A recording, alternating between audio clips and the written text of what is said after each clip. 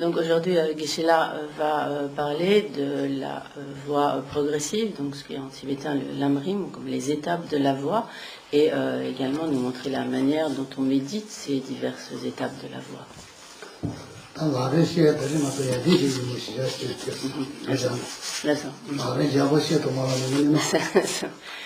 Donc, en l'espace de ces 2 jours, donc il n'est pas possible de donner un enseignement comme complet, basé sur les grands textes de l'Amrim, de la voie progressive.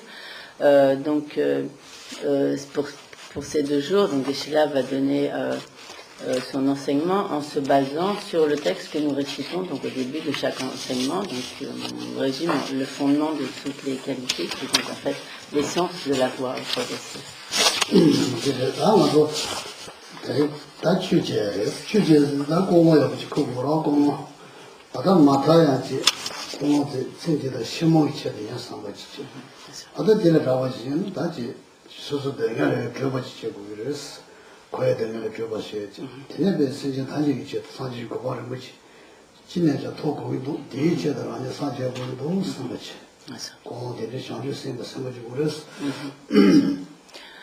Donc lorsque nous nous appliquons à l'étude, à l'écoute des enseignements et à la pratique donc, du Dharma, donc de ces enseignements du Bouddha, il est important tout d'abord de développer la motivation appropriée.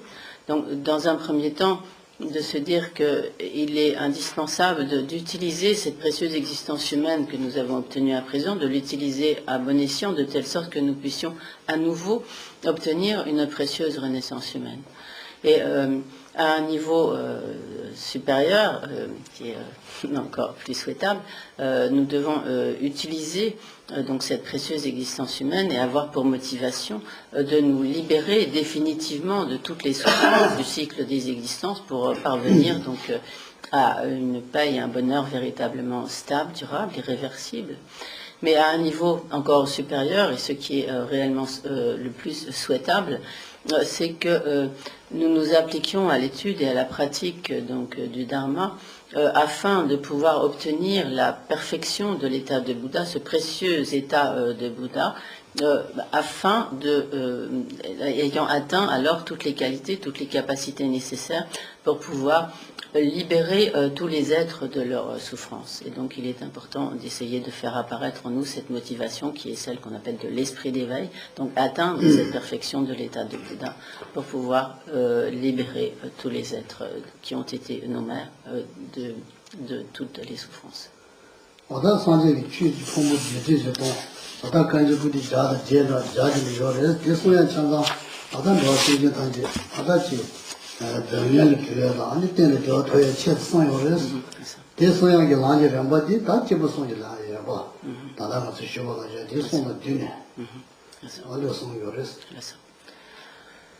Le Bouddha a donné de très nombreux enseignements qui sont en fait rassemblés dans ce qui constitue comme un ensemble de 84 000 enseignements. Et en fait, tous ces enseignements sont condensés dans les enseignements de la voie progressive, dans les enseignements donc du Lamrim, de ces étapes de la voie. Et en quelque sorte comme l'essence de toutes ces étapes de la voie se trouve dans ces 3 niveaux de motivation qui ont été énoncés précédemment, à savoir donc obtenir à nouveau une renaissance supérieure, une renaissance favorable, se libérer définitivement du cycle des existences et atteindre la perfection de l'état de Bouddha. Donc ce sont les 3 niveaux de pratiquants qui sont énoncés, donc qui constituent comme la structure en quelque sorte de cette voie progressive.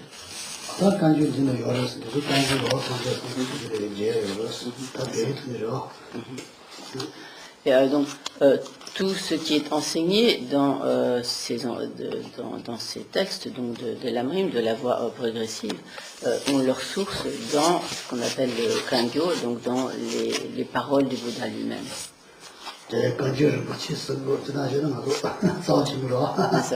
Donc ce qu'on appelle ainsi le Kangyur, donc qui sont les paroles du Bouddha lui-même, on ajoute donc comme le précieux Kangyur, car bien sûr toutes ces paroles du Bouddha sont extrêmement précieuses.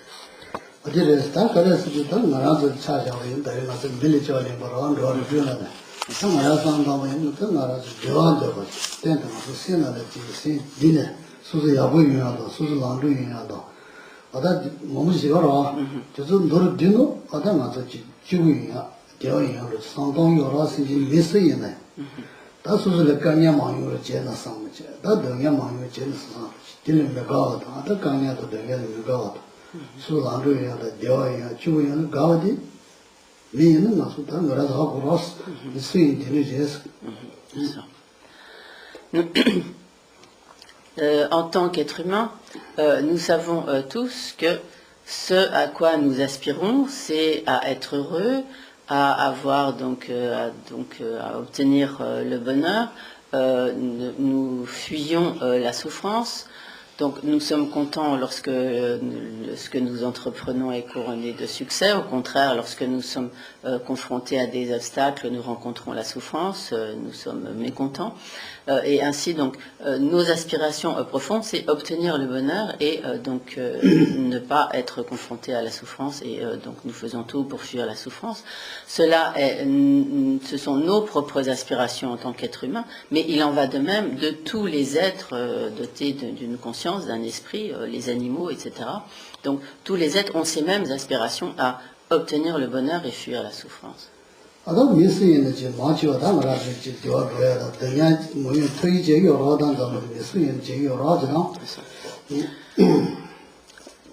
Donc nous les êtres humains, et donc comme qui que l'on soit, nous mettons tout en œuvre avec les moyens dont nous disposons en tant qu'être humain pour ainsi obtenir le bonheur et être à l'abri de la souffrance.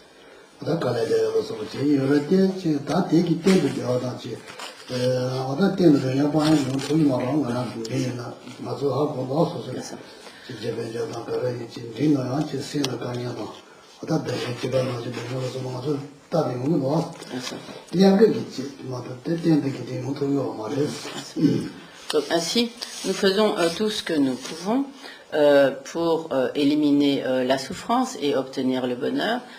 Néanmoins, nous savons bien que malgré tous les efforts que nous fournissons pour cela, nous n'arrivons pas à atteindre à un bonheur véritablement stable, durable, qui ne se dégraderait pas.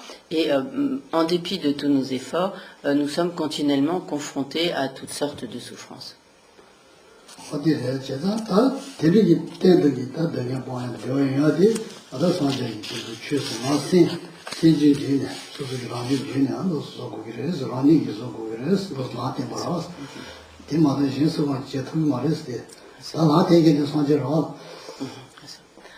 Et en fait, c'est ce que le Bouddha a montré dans ses enseignements, à savoir de quelle manière nous pouvons donc agir pour pouvoir parvenir à un véritable bonheur, un bonheur stable et durable. Ainsi, le Bouddha montre le chemin et donc toute la finalité de tous ces enseignements qui ont été énoncés par le Bouddha, c'est de nous permettre précisément d'arriver à un véritable bonheur stable, durable, une paix, une félicité durable qui soit libre définitivement de toute souffrance.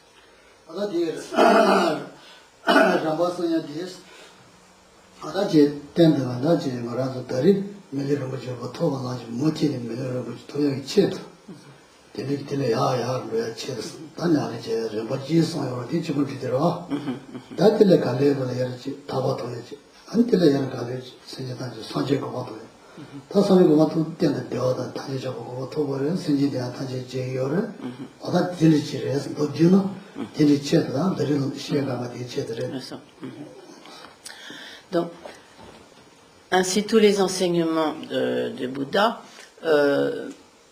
sont condensés dans ces trois principaux niveaux, donc de la voie progressive, au premier niveau, donc, qui nous permet à partir donc, de cette précieuse existence humaine que nous avons obtenue à présent, de mettre en œuvre toutes les causes qui nous permettront d'obtenir à nouveau une précieuse existence humaine et, ce faisant, donc de pouvoir poursuivre notre progression spirituelle. Et également, donc, à un deuxième niveau, les enseignements du Bouddha nous permettent de nous appliquer à une pratique grâce à laquelle nous pourrons atteindre définitivement, donc atteindre la libération définitive de toutes les souffrances et parvenir à un bonheur véritablement stable, durable, qui ne se dégrade jamais, vraiment la paix totalement au-delà de toute souffrance. Et donc, comme ça a été également, donc tous les enseignements du Bouddha nous permettent, et ont pour finalité aussi de nous montrer le chemin qui nous permet de parvenir à la perfection de l'état de Bouddha, où nous aurons éliminé toutes les imperfections, accompli toutes les qualités, grâce auxquelles nous pourrons également conduire tous les êtres à ce même état de perfection. 아다 배발라마도 성여라다 다른 거라 좀 미리름 토야지 안기 맞추고지 안기 동분이 뭐 숨마시 여러 맞추고지 그래서 가르성여 안기 동분 다른 미리름 토야지 단여버지 안 미리름 지지 숨마지 미리름 다 사마제바 안기네 뭐 숨마네 방어시 사마제바 미리름 지 아버지 토고 그래서 그래서 Donc, les maîtres tibétains ont pour comme coutume de dire, donc, à présent, nous avons obtenu une précieuse renaissance humaine. C'est comme le premier point. Excusez-moi.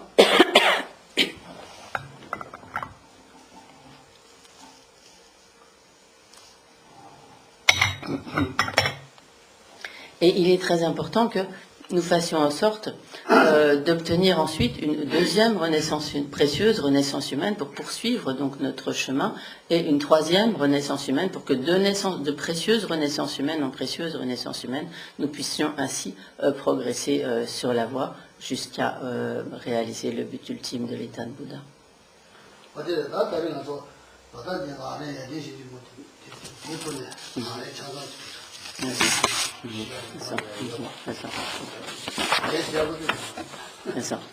Donc aujourd'hui, Geshe-la va donc nous expliquer ce qu'est cette voie, donc à partir du niveau où nous nous trouvons jusqu'à l'obtention de l'éveil parfait d'un Bouddha.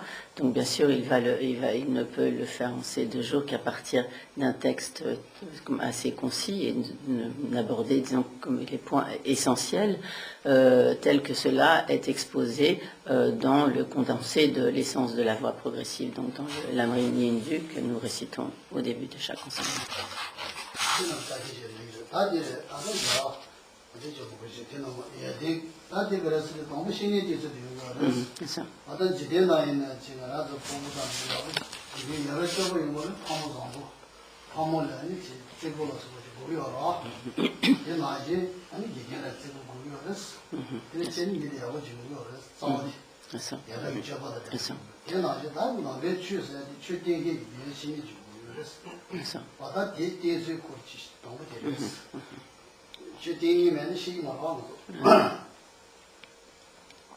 Donc le premier verset de ce texte, qui est donc en fait le premier point, la première étape de cette voie progressive, c'est la juste manière de suivre le maître.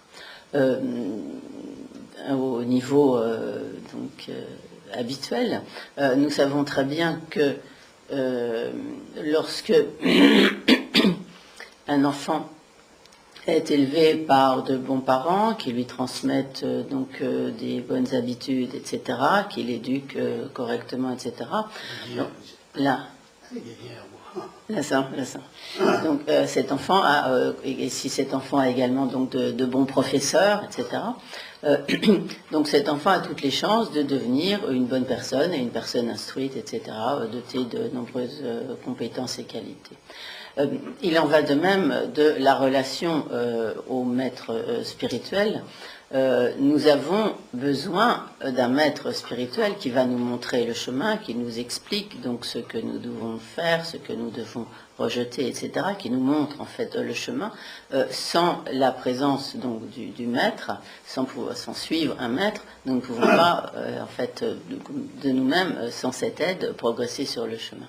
Donc c'est pourquoi il est indispensable de se vouer de manière correcte, appropriée, à un maître spirituel, et c'est donc la manière de se vouer à ce maître spirituel qui est la manière correcte, donc de suivre ce maître spirituel qui est expliqué en premier lieu.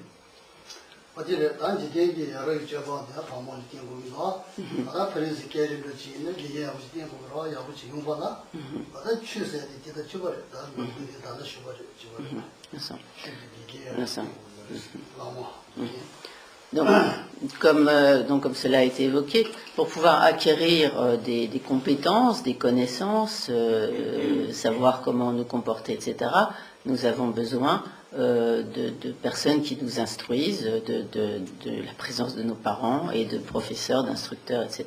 Donc de la même manière, le maître est celui qui nous montre comment, donc, qui nous explique tout d'abord ce que nous devons pratiquer et comment nous devons le pratiquer.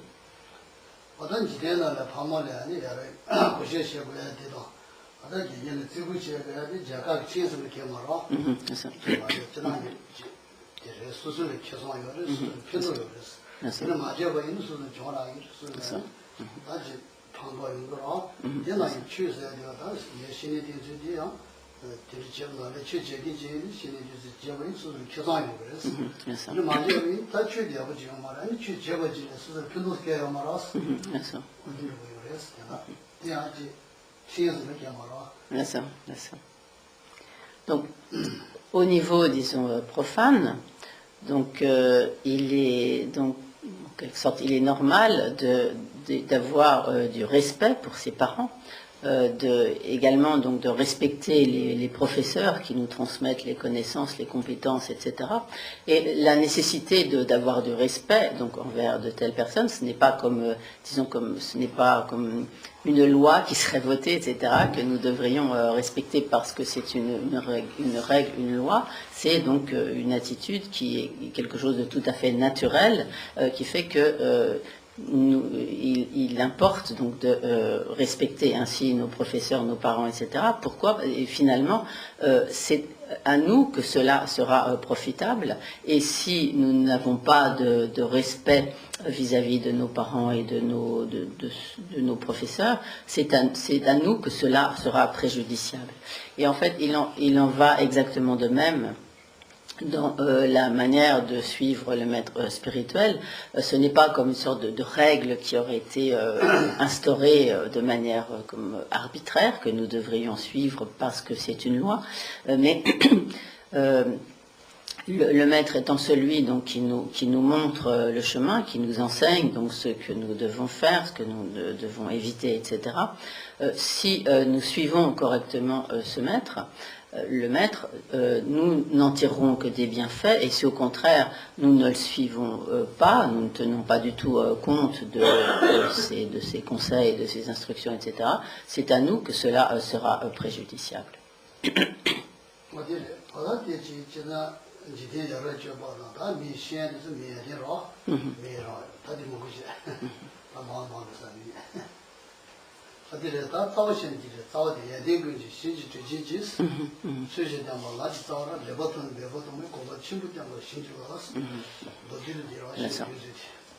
Donc la première strophe donc, énonce, donc, dans la rédaction en français, on est un peu obligé d'inverser l'ordre des propositions parce que la syntaxe en tibétain n'est pas la même qu'en français. Donc là, je vous lis donc la traduction française. Donc, dans la première strophe, donc, il est dit, donc, pour qu'avec mains efforts et un profond respect, je puisse me vouer au maître bienveillant, qui est le fondement de toute qualité, voyant que s'en remettre à lui comme il convient, est la racine du chemin, bénissez-moi.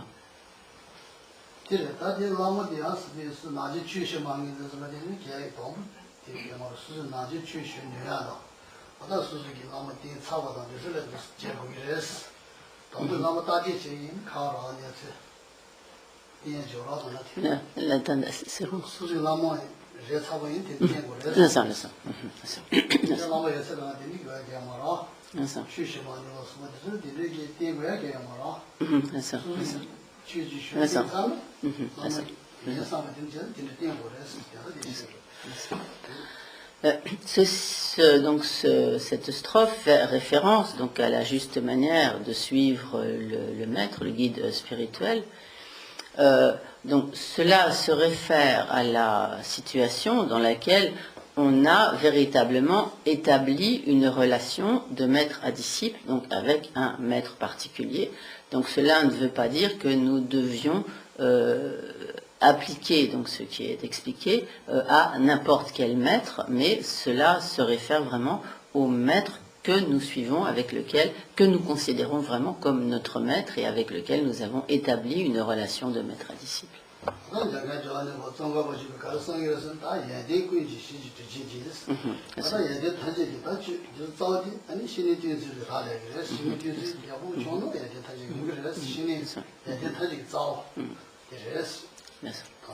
Donc, dans l'ordre du texte tibétain, cette strophe commence par donc le maître bienveillant est le fondement de toutes les qualités.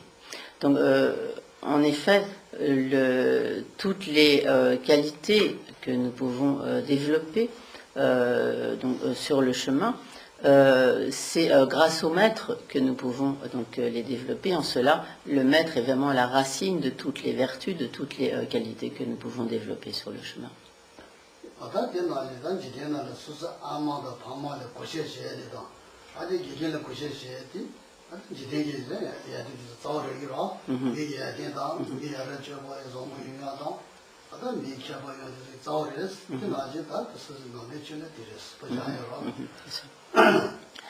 Pour cela, nous pouvons reprendre l'exemple qui a été donné précédemment du respect que l'on voue à ses parents et à ses professeurs. Donc, si on a de bons parents, que l'on suit leurs conseils, donc d'une part on deviendra donc une bonne personne, et également donc si l'on respecte ses professeurs et que l'on suit donc toutes les instructions de ses professeurs, alors on deviendra vraiment une personne tout à fait compétente, dotée de connaissances, etc. Et ainsi nous voyons que c'est grâce à nos parents et à nos professeurs et au respect que nous leur vouons que nous pouvons ainsi acquérir des qualités. Donc il en va de même en ce qui concerne la dévotion au maître et la juste manière de suivre le maître. Si nous suivons correctement le maître, que nous le respectons, alors nous pourrons développer toutes les qualités. C'est grâce à lui finalement que nous pourrons développer toutes ces qualités.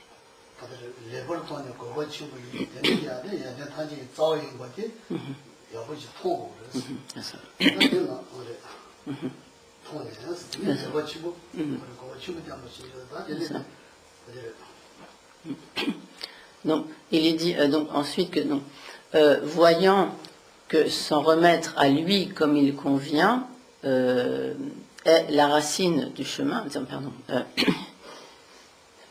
Oui, donc il est dit donc comme le vouer, le suivre donc correctement, se remettre à lui correctement est la racine du chemin.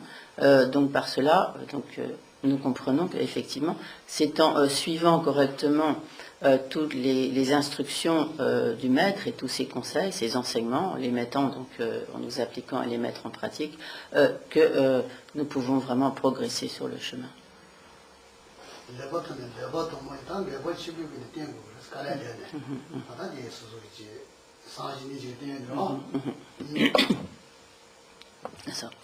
Donc, il est important donc de bien voir cela, donc voyant que s'en remettre à lui comme il convient est la racine du chemin. Donc, lorsque nous verrons bien, nous aurons bien compris cela, alors il conviendra donc de suivre ainsi ce maître en faisant tous les efforts nécessaires pour cela et avec un profond respect. Donc, comme il est dit dans le texte, donc avec mains efforts et un profond respect. Pour que, donc, avec mains efforts et un profond respect, je puisse me vouer au maître bienveillant. 고바 치고 때문에 신경 다 사람에 대해서 셔야 되지 고바 치고 고바 통해서 다 돼요 사람에 대해서 다 되는 사람에 대해서 셔야 되는 Donc, dans la, disons, la juste manière de suivre le maître comprend donc divers aspects, notamment donc suivre le maître par la pensée et suivre le maître par les actions. Et donc, lorsque nous disons, donc, voyant bien que s'en remettre à lui comme il convient est la racine du chemin, donc cela,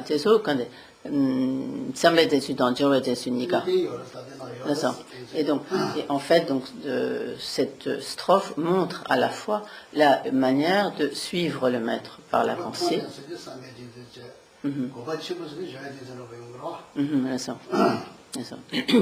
Là, plus précisément, donc lorsqu'il est dit voyant que s'en remettre à lui comme il convient est la racine du chemin, cela se réfère plus particulièrement à la manière de suivre le maître par la pensée. Et lorsqu'il est dit donc pour qu'avec mains efforts et un profond respect je puisse me vouer au maître bienveillant, donc ce passage se réfère plus particulièrement à la juste manière de suivre le maître par les actions.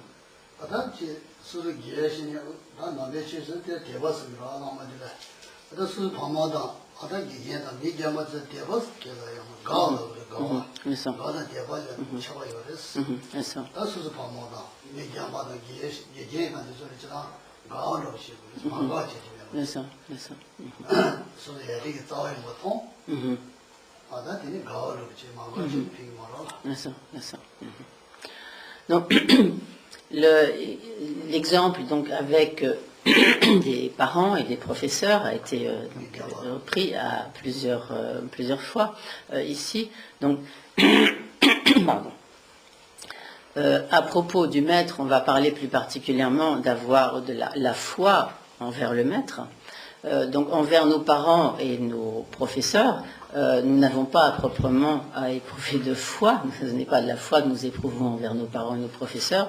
Nous avons comme de l'affection, nous avons de la joie, nous réjouissons donc de notre relation avec nos parents, avec nos professeurs. Nous aimons nos parents, nous aimons nos professeurs lorsque, bien sûr, ce sont de bons parents, de bons professeurs, etc.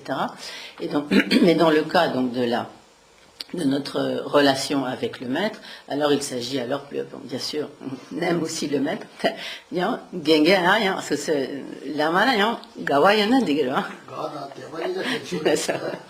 Et donc, bien sûr, envers le maître, nous aimons également le maître, mais principalement, donc il est important d'avoir de la foi en le maître.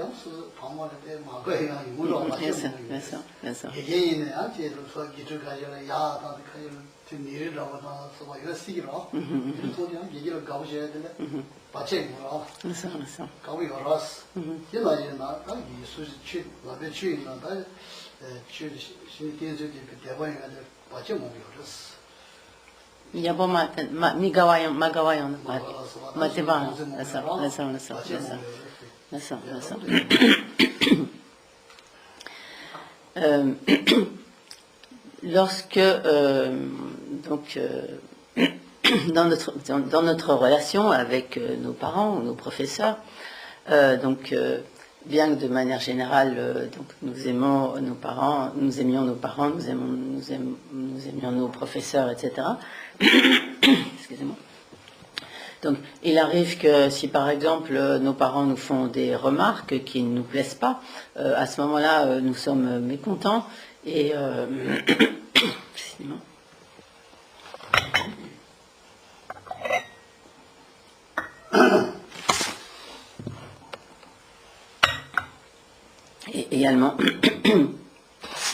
Et également envers nos professeurs, parfois nous pouvons avoir l'impression que nos professeurs font du favoritisme, etc. Et à ce moment-là, nous allons être tout à fait mécontents. Et finalement, le fait que nous ayons ce mécontentement, qu'à ce moment-là nous disons oh, mais j'aime pas ce prof ou je n'aime pas mes parents, etc. Finalement, cela va pour nous-mêmes créer des obstacles. Il en va de même dans notre relation donc au maître. Lorsque il nous semble donc lorsque nous sommes mécontents par exemple de ce que va nous dire ou faire le maître, etc., ce mécontentement à l'égard du maître finalement va également nous créer des obstacles, des interférences.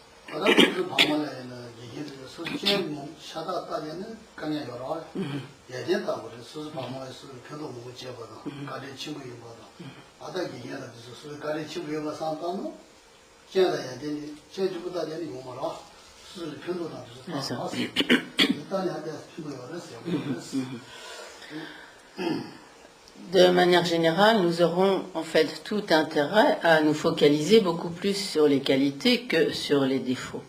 À l'égard, par exemple, de nos parents, si nous focalisons comme continuellement et quasiment comme exclusivement sur leurs défauts, finalement c'est à nous que cela va faire du tort. Et au contraire, si nous regardons vraiment toutes les qualités, que nous nous focalisons sur toutes leurs qualités, cela ne pourra que nous être profitable. Donc il en va de même de notre relation avec le maître. Si nous cherchons continuellement des défauts dans le maître et que nous nous focalisons sur les défauts, cela va en fait nous faire du tort, nous créer des obstacles, et au contraire, donc nous aurons tout intérêt à porter toute notre attention, nous focaliser vraiment sur toutes les qualités du maître, et cela nous sera exclusivement profitable.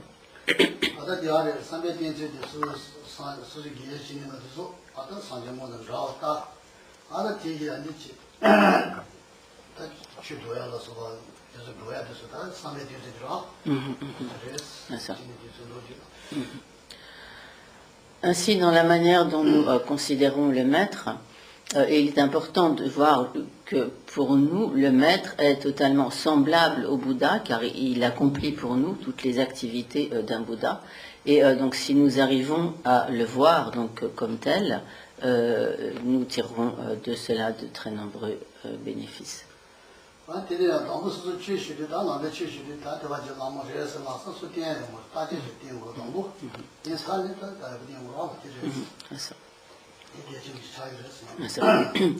Il faut souligner un point très important à propos de la juste manière de suivre le maître. Il est important donc de ne pas, comme d'emblée, s'en remettre à n'importe quel maître, mais d'abord de bien examiner, de bien réfléchir si cette personne convient en tant que maître. Est-ce que cette personne a toutes les qualités, les capacités requises pour être véritablement donc un maître? Mais une fois que l'on s'est engagé dans cette relation avec un maître, en tant que disciple donc d'un maître déterminé, alors il est important de le suivre de manière tout à fait correcte.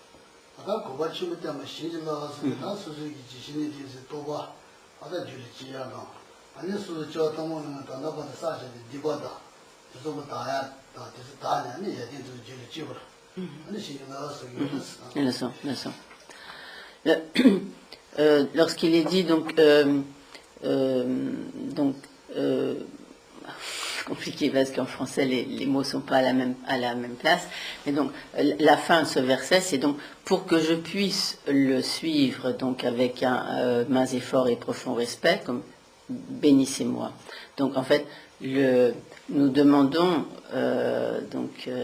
ainsi les bénédictions pour que ainsi en suivant correctement le maître, nous puissions développer les diverses réalisations de la voie, des diverses étapes du chemin, que nous puissions vraiment atteindre les réalisations spirituelles, et que ainsi en suivant correctement le maître, en nous vouant correctement au maître, nous puissions ainsi purifier toutes les empreintes négatives qui nous créent des obstacles, toutes les empreintes de nos actions négatives qui nous créent des obstacles. 어디래서 다시 지시해서 수수 지 파마에는 개개인은 다 수수 나마에는 그래서 이 수수를 나눠 봐. 단 지나가도 봐서 누가이 이렇게 나간 치기가나 지려 야고도 시에초도 스쿨이다. 나제 차도면 같이 코도 마가베 버데 지기면도 제가 모두 시에 걸었어. 코도 마사를 tun다. D'accord. 시에 충격을 D'accord. Et donc, si la...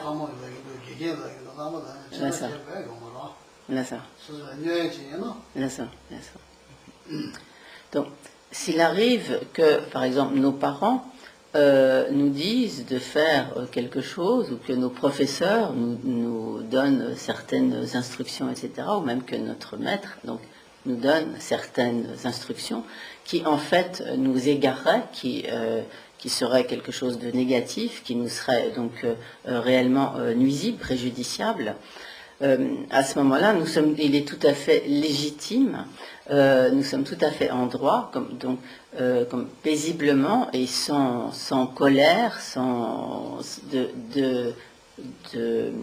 donc d'exprimer notre désaccord par rapport à ces instructions qui peuvent nous être données, en expliquant donc que de telles instructions en fait nous égareraient sur un chemin qui n'est pas du tout approprié, et que par conséquent nous ne pouvons pas suivre ces instructions qui seraient négatives pour nous, qui seraient mauvaises pour nous.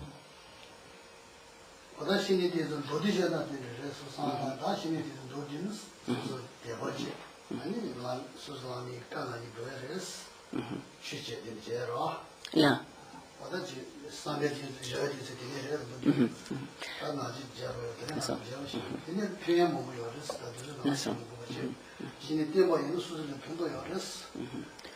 Donc, telle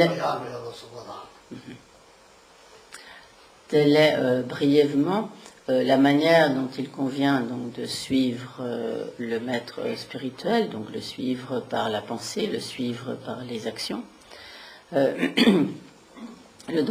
J'ai oublié de dire précédemment à propos du fait qu'il est tout à fait légitime d'exprimer que l'on ne peut pas suivre certaines instructions qui nous seraient préjudiciables, donc que cela nous devons le faire sans colère et aussi avec une attitude respectueuse. Donc, pour ce qui est donc de la juste manière donc de suivre le maître, donc on a dit ici donc l'essentiel constituant donc la juste manière de suivre le maître par la pensée et la juste manière de suivre le maître par les actions. Si nous nous conformons en fait à tous ces conseils, de cela nous tirerons de très grands bénéfices et nous pourrons développer les diverses réalisations sur le chemin.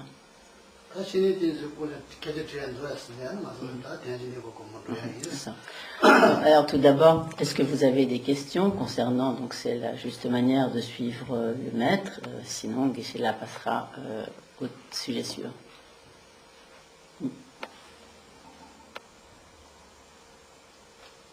Je croyais que tu avais une question. Oui? Non, je croyais que tu avais une question. Suivre le maître par la pensée, ça...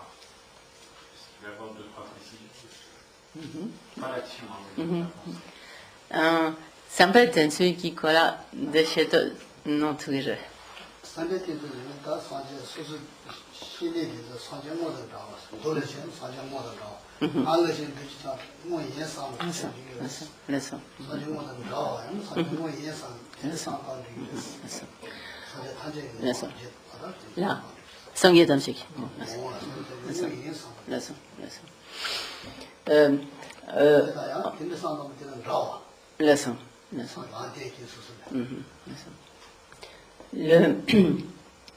Essentiellement, donc suivre le maître par la pensée, cela consiste donc, comme au niveau des sutras plus particulièrement, à voir que le maître pour nous est comme semblable à un véritable Bouddha, à savoir que c'est celui qui nous montre le chemin. Au niveau vraiment des tantras, à ce moment-là, on verra le maître comme étant véritablement un Bouddha, comme concentrant vraiment la nature de tous les Bouddhas. C'est ce qui est signifié par la manière de suivre le maître par la pensée. Donc il faut le considérer comme éveillé, quoi, comme réalisé. tenene so se lama kada yönden kendi kön küset tongo vera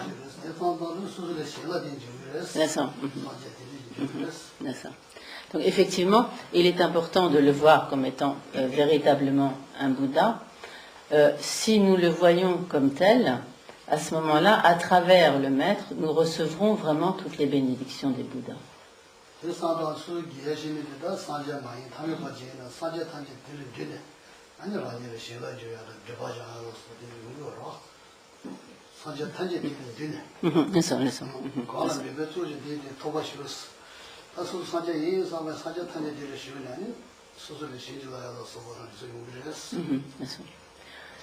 En effet, donc si vraiment nous voyons le maître comme étant, comme concentrant la nature de tous les Bouddhas, à travers le maître, nous recevrons vraiment toutes les influences fortifiantes, toutes les bénédictions des Bouddhas, et au travers donc du maître, nous pourrons également opérer la purification de nos négativités.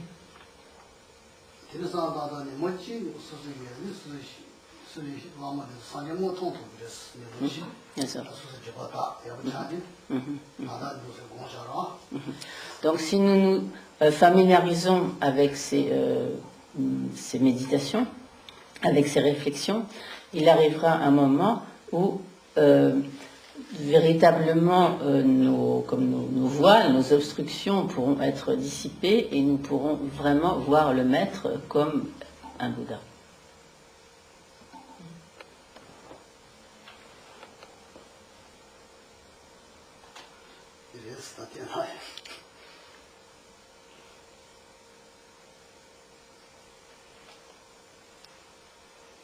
Est-ce qu'il y a d'autres questions?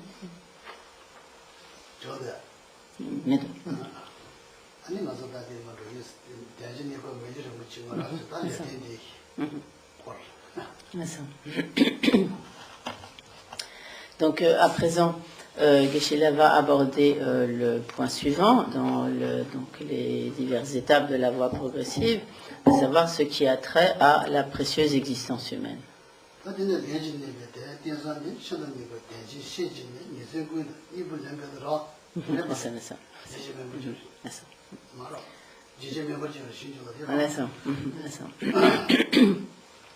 Dans cette deuxième strophe, qui a trait à la précieuse existence humaine, il est énoncé: pour que sans cesse en moi surgisse cette pensée qui, jour et nuit, consciente de sa grande valeur, cherche à saisir la quintessence de la précieuse existence disponible et qualifiée, si difficile à acquérir, que pour une fois j'ai trouvé, bénissez-moi.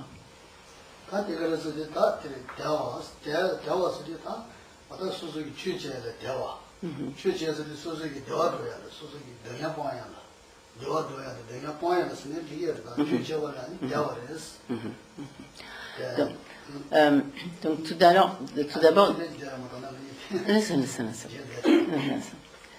pourquoi cette existence humaine, précieuse existence humaine, est appelée comme disponible?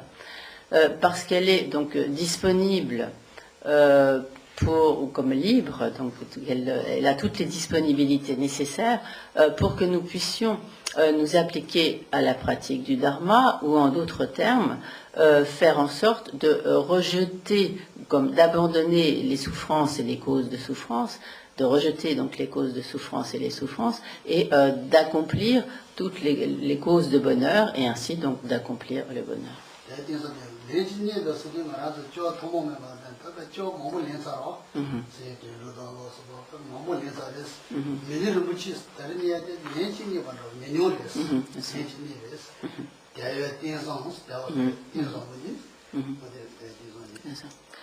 Et lorsqu'il est dit donc cette précieuse existence disponible et qualifiée, si difficile à acquérir que pour une fois j'ai trouvé, donc effectivement cette précieuse existence humaine est extrêmement rare, c'est pourquoi il est dit que je l'ai trouvée pour une fois, ce qui souligne le fait qu'il est très difficile d'obtenir une telle renaissance humaine donc disponible et qualifiée.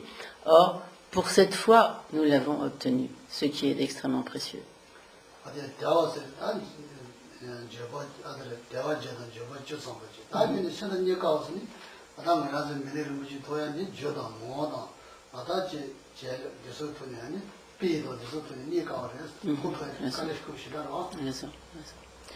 Donc, cette précieuse existence humaine, donc elle est disponible et qualifiée.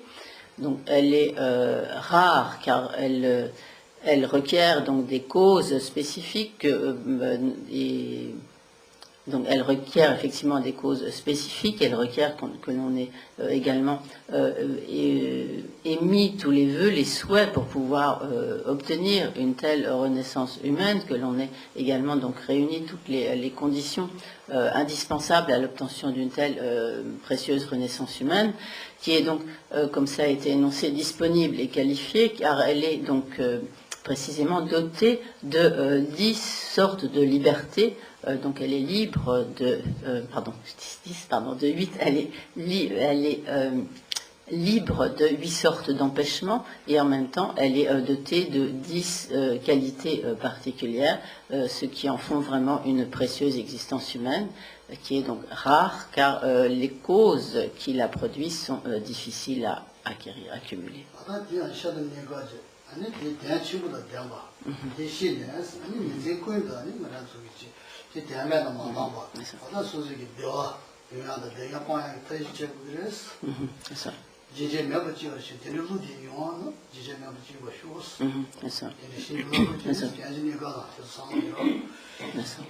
Et lorsqu'il est dit donc ensuite, non, en tibétain c'est après, mais nous dans l'énoncé c'est avant, donc comme étant conscient, en étant cette pensée qui jouerait, donc pour que sans cesse en moi surgisse cette pensée qui jour et nuit, consciente de sa grande valeur. Donc cette précieuse existence humaine, disponible et qualifiée, est ainsi d'une très grande valeur, car sur la base d'une telle existence, nous pouvons mettre en œuvre tous les moyens qui nous permettront d'éliminer la souffrance et d'accomplir, d'obtenir le bonheur. Donc pour cela, elle est d'une très grande valeur.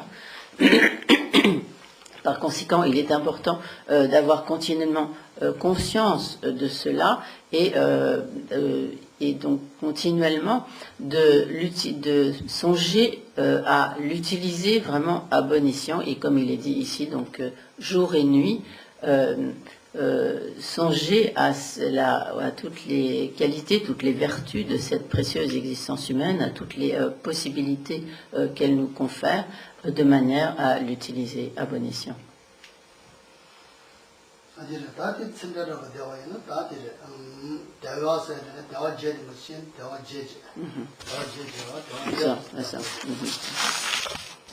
Donc, telle est brièvement la signification comme littérale donc de cette strophe. Donc lorsqu'il est dit disponible, cela fait référence donc aux 8 libertés. Donc 8 libertés dont Geshe-la va parler après.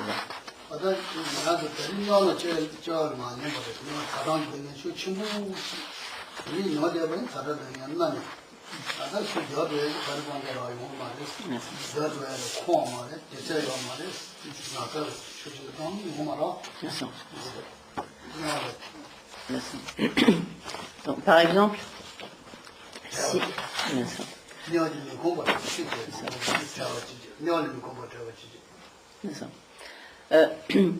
par exemple, si nous avions pris renaissance dans une renaissance dans les enfers, donc tant que nous serions dans cette condition, nous y ferions continuellement l'expérience de terribles souffrances, la souffrance donc de la chaleur, les souffrances du froid, etc., toutes sortes d'incommensurables souffrances qui nous empêcheraient d'avoir la moindre disponibilité pour la pratique du Dharma.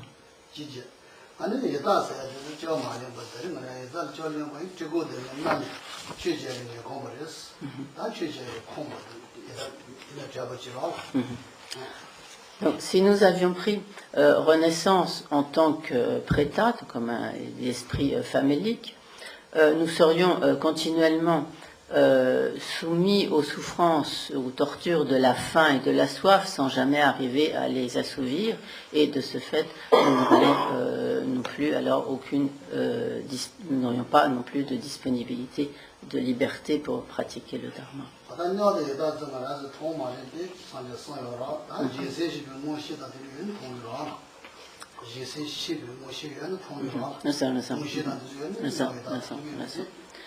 Donc, à présent, à notre niveau, nous n'avons pas la capacité de percevoir donc l'existence de ces divers mondes, donc, qui échappent totalement à nos capacités de perception.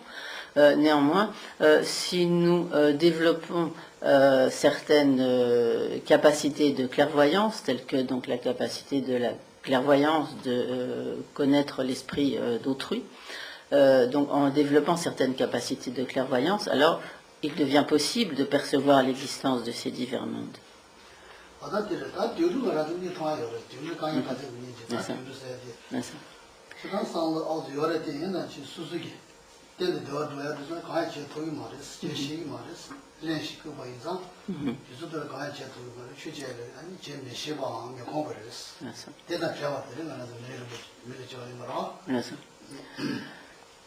Pour ce qui est donc du troisième empêchement dont nous sommes libres, cet empêchement serait constitué par une renaissance animale, donc nous savons ce qu'est le monde animal, nous les percevons, et si nous avions pris renaissance en tant qu'animal, nous n'aurions aucune des capacités de discernement qui sont nécessaires à la pratique du dharma, et par conséquent, nous n'aurions pas la possibilité de pratiquer le dharma. Nous sommes donc libres également d'un tel empêchement.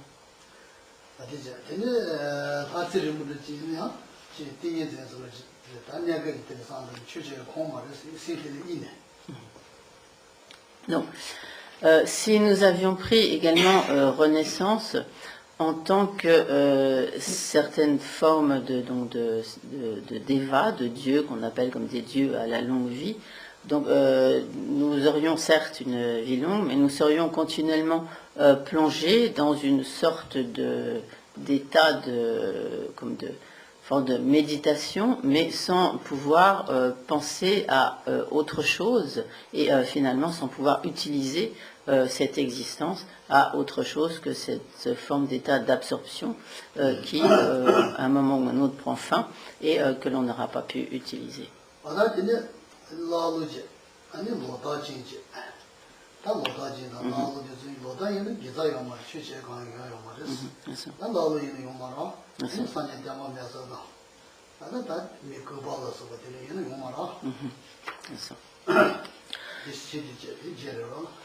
Là, nous aurions là. Donc nous aurions pu également prendre une renaissance comme, disons littéralement, il est comme, disons, comme barbare, c'est-à-dire comme quelqu'un, tout en étant né humain, donc quelqu'un qui n'a pas du tout comme de véritables capacités de réflexion, qui vit, disons, un peu comme sans foi ni loi. Et à ce moment-là, donc, nous n'aurions pas non plus la possibilité de pratiquer le dharma. Nous sommes également libres d'un tel empêchement. Nous pourrions également entretenir et donc avoir des vues fausses, et si nous étions complètement convaincus donc, de ces vues fausses, alors par ces vues fausses, nous n'aurions pas non plus la liberté de pratiquer le dharma, et donc nous sommes également libres d'un tel empêchement.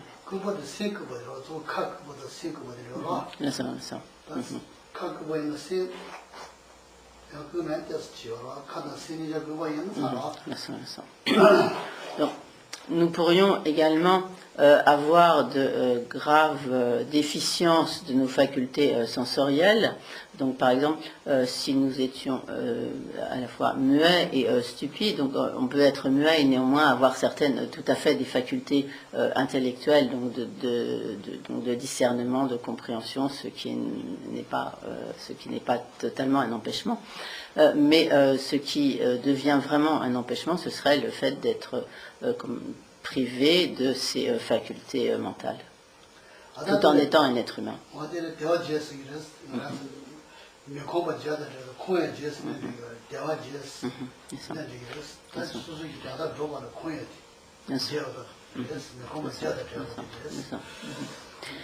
Donc,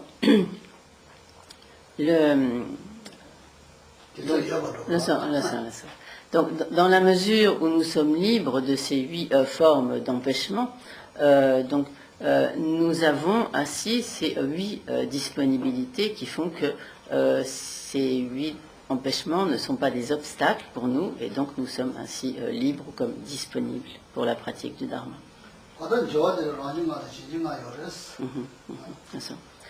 Donc, ensuite, pour ce qui est des qualités ou attributs, on distingue comme 5 qualités ou attributs personnels et 5 qualités ou attributs extérieurs à la personne proprement dite.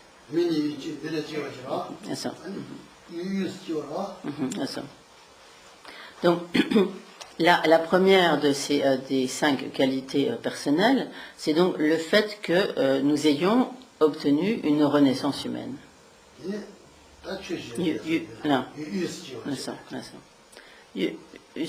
Littéralement, donc la deuxième, c'est littéralement que comme nous sommes nés dans un pays comme dit central, c'est donc littéralement, ce qui est entendu ici par un pays central, c'est un pays, un lieu, un pays où nous puissions avoir accès aux enseignements du Dharma, aux enseignements du Bouddha. La troisième qualité personnelle, c'est le fait donc d'avoir, de jouir donc de comme l'intégrité de nos facultés sensorielles.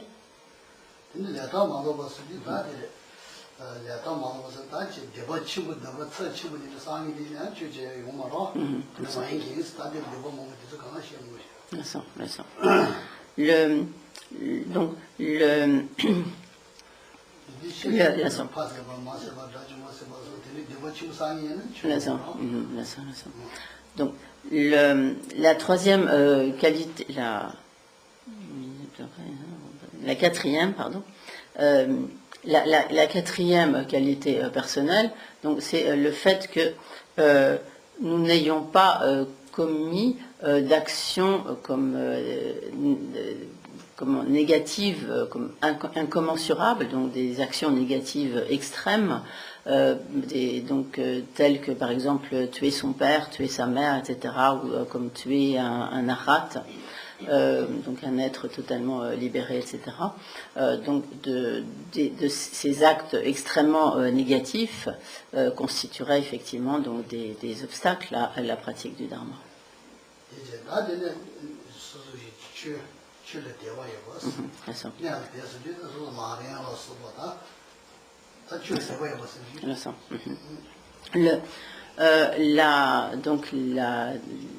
La qualité personnelle suivante, c'est donc le fait que nous ayons foi dans les enseignements du Dharma, dans les enseignements du Bouddha, tels que l'enseignement de la voie progressive, etc.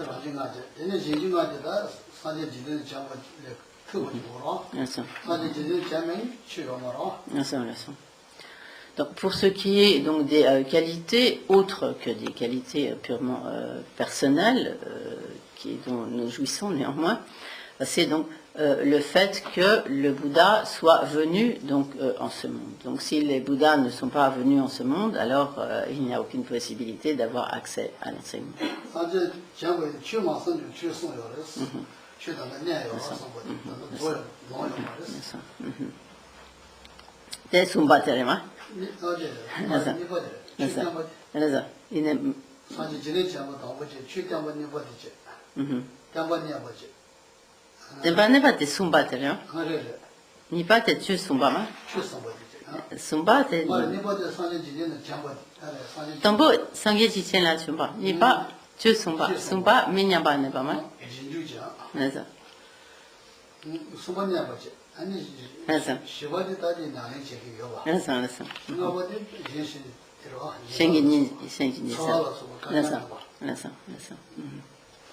Donc,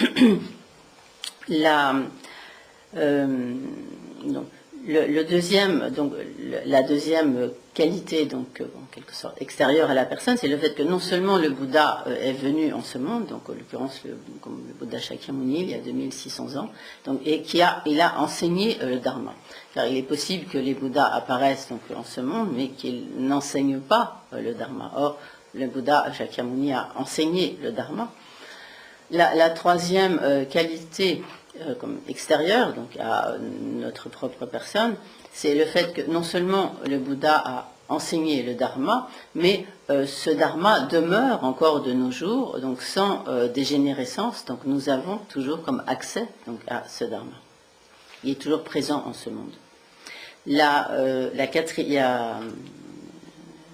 quatrième qualité, c'est que encore de nos jours, il y a des personnes, des individus qui s'appliquent qui sont des pratiquants du Dharma, et donc que la pratique du Dharma demeure encore vivante donc, en ce monde. Non seulement donc les enseignements du Bouddha demeurent, mais il y a également donc des pratiquants qui font que cette pratique demeure comme vivante en ce monde de par les pratiquants. Et la cinquième donc, qualité comme extérieure, c'est le fait que nous puissions jouir de la bonté, de la compassion des autres êtres. Quand des Shengenin Sewa, des Toto des Shengenin,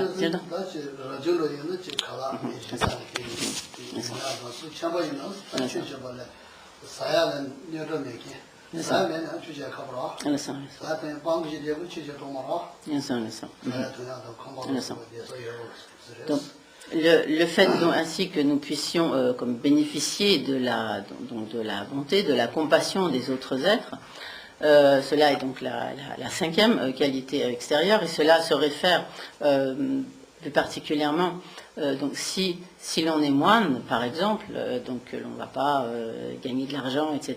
Et donc on va pouvoir vivre en tant que moine et s'appliquer à la pratique, etc. Grâce à la bonté, à la compassion des autres êtres. Et également, cela se réfère au fait que même si l'on est laïque, donc on n'est pas engagé dans une vie monastique, donc grâce aussi à toute la bonté des autres êtres, etc., nous avons de quoi manger, de quoi vivre, etc. Car bien sûr, si l'on meurt de faim, il n'est pas possible de s'appliquer à la pratique du Dharma.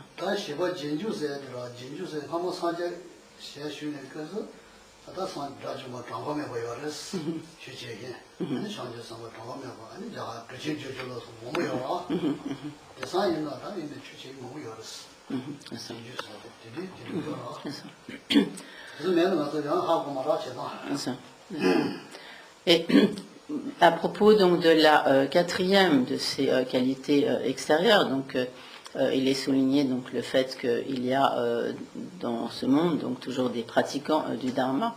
Donc à l'époque du Bouddha Shakyamuni lui-même, donc il y avait le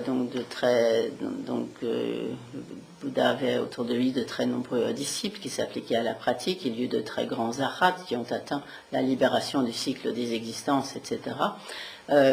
Donc même si aujourd'hui la situation est différente, néanmoins il y a aujourd'hui encore de très nombreux pratiquants authentiques donc de la voie du Bouddha, des enseignements du Bouddha.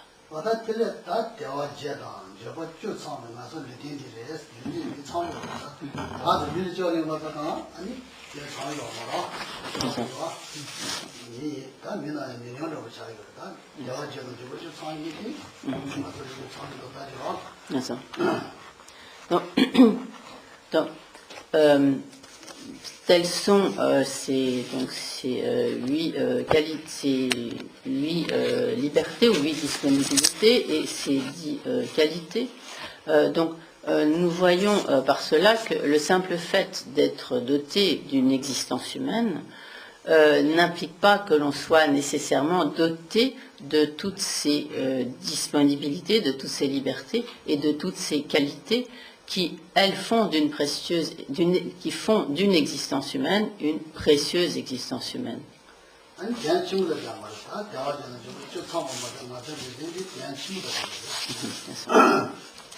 Et donc, Cette précieuse existence humaine, donc, elle est non seulement précieuse du fait qu'elle est dotée de ces 8 libertés et de ces 10 qualités, et elle est également donc d'une très grande valeur, donc littéralement, elle a comme une très grande, un grand sens ou une grande valeur.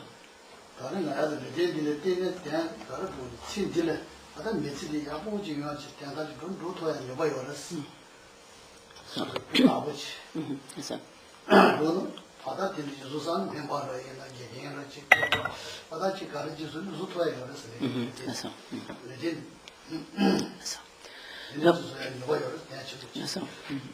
Donc tout d'abord, cette précieuse existence humaine est d'une grande valeur au regard de ce qu'elle nous permet d'accomplir donc dans cette vie. Donc, si nous voulons étudier, devenir un médecin, devenir professeur, devenir donc quels que soient ainsi des objectifs que nous cherchons à atteindre, cette précieuse existence humaine nous permet donc d'agir pour le bien de cette existence.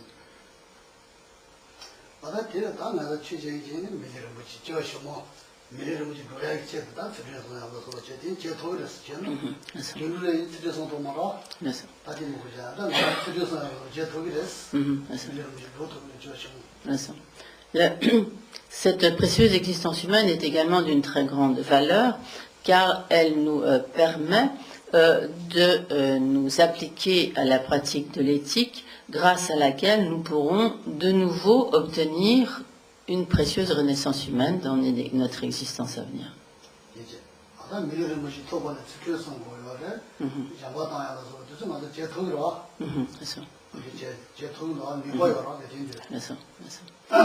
En effet, donc pour pouvoir obtenir ainsi une précieuse renaissance humaine, ainsi disponible et qualifiée, donc il est nécessaire de constituer les causes qui sont donc l'observance de l'éthique et également d'accumuler les causes des conditions favorables d'une telle renaissance, telles que notamment par la pratique des perfections, de la générosité, etc.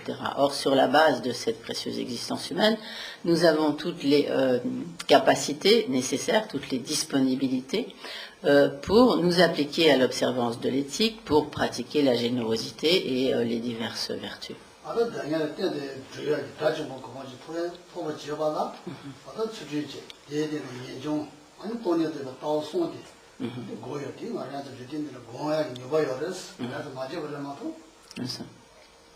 Et donc, également sur la base de cette précieuse existence humaine, nous avons toutes les capacités nécessaires, les possibilités de mettre en œuvre les méthodes, les moyens qui nous permettent d'obtenir la libération définitive du cycle des existences, et cela donc en développant le renoncement, en nous appliquant à la pratique de l'éthique et en développant donc la sagesse. Donc, si à présent nous n'avons pas obtenu cette libération définitive du cycle des existences, c'est parce que nous n'avons pas pour l'instant mis en œuvre toutes ces méthodes, néanmoins, tous ces moyens, néanmoins, notre précieuse existence humaine est dotée de ces capacités.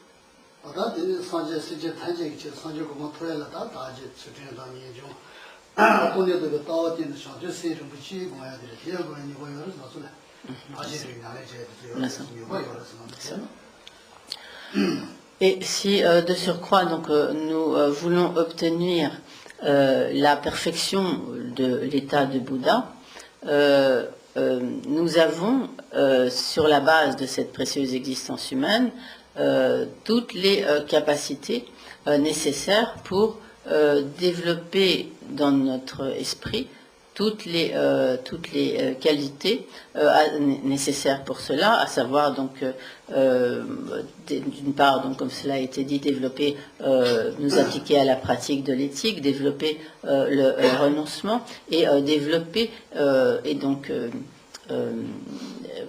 parvenir à la réalisation des perfections, développer donc, nous appliquer à la pratique de la générosité, de la patience, de l'enthousiasme, de la concentration, de la sagesse, etc., sur la base donc du développement de l'esprit d'éveil, de notre détermination à obtenir la perfection de l'état de Bouddha pour accomplir le bien de tous les êtres. Or, tout cela, la précieuse existence humaine que nous avons obtenue à présent nous le permet.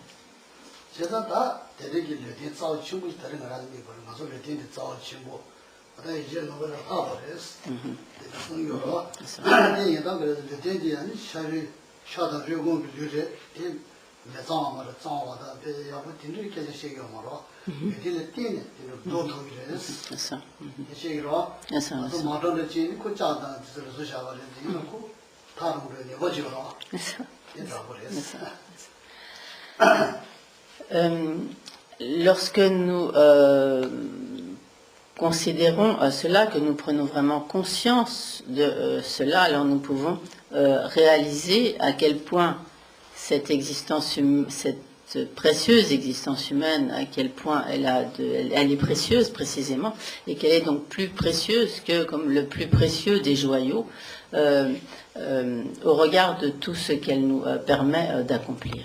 Donc lorsqu'il est dit que ainsi cette existence humaine a une très très grande valeur, cela ne veut pas dire qu'elle ne serait faite que comme de constituants comme parfaitement purs. Si nous regardons donc ce précieux corps humain, qui est précieux du fait des libertés, des qualités, et qui a donc une grande valeur, au regard de ce qui vient d'être expliqué. Donc cela ne veut pas dire que notre corps humain soit fait uniquement de substances précieuses. Donc au contraire, donc il est fait de chair, d'os, d'organes, etc. Donc rien qui en soi-même soit des substances précieuses. Néanmoins, cette précieuse existence humaine est d'une très grande valeur au vu de tout ce qu'elle nous permet d'accomplir. On peut prendre par exemple l'exemple d'une voiture. En soi, donc tous les matériaux dont est faite la voiture, ils n'ont rien de très extraordinaire. Il y a de la ferraille, de la peinture, etc. Donc toutes sortes de... Néanmoins, grâce à ce support de la voiture, nous pouvons atteindre rapidement une destination lointaine. Et si nous prenons l'exemple d'un avion ou d'un bateau, même si toutes les substances en elles-mêmes n'ont rien de précieux, elles nous permettent d'aller, ces véhicules nous permettent d'aller à l'autre bout du monde. Rapidement.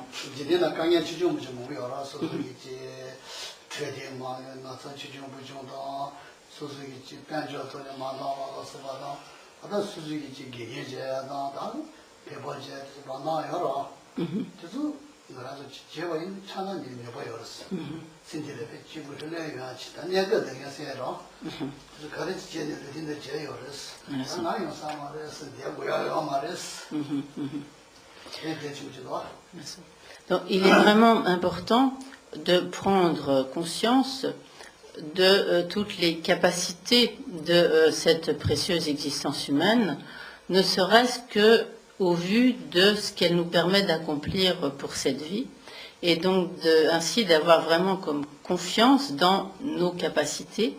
Donc si nous voulons étudier, nous pouvons étudier, nous pouvons nous avons la capacité de, par exemple, selon le choix de métier que nous voulons faire, donc nous avons les moyens donc de fournir tous les efforts nécessaires pour cela, d'atteindre nos objectifs, de mettre en œuvre des moyens qui vont nous permettre, au moins temporairement, donc d'apporter des solutions aux problèmes qui se présentent, de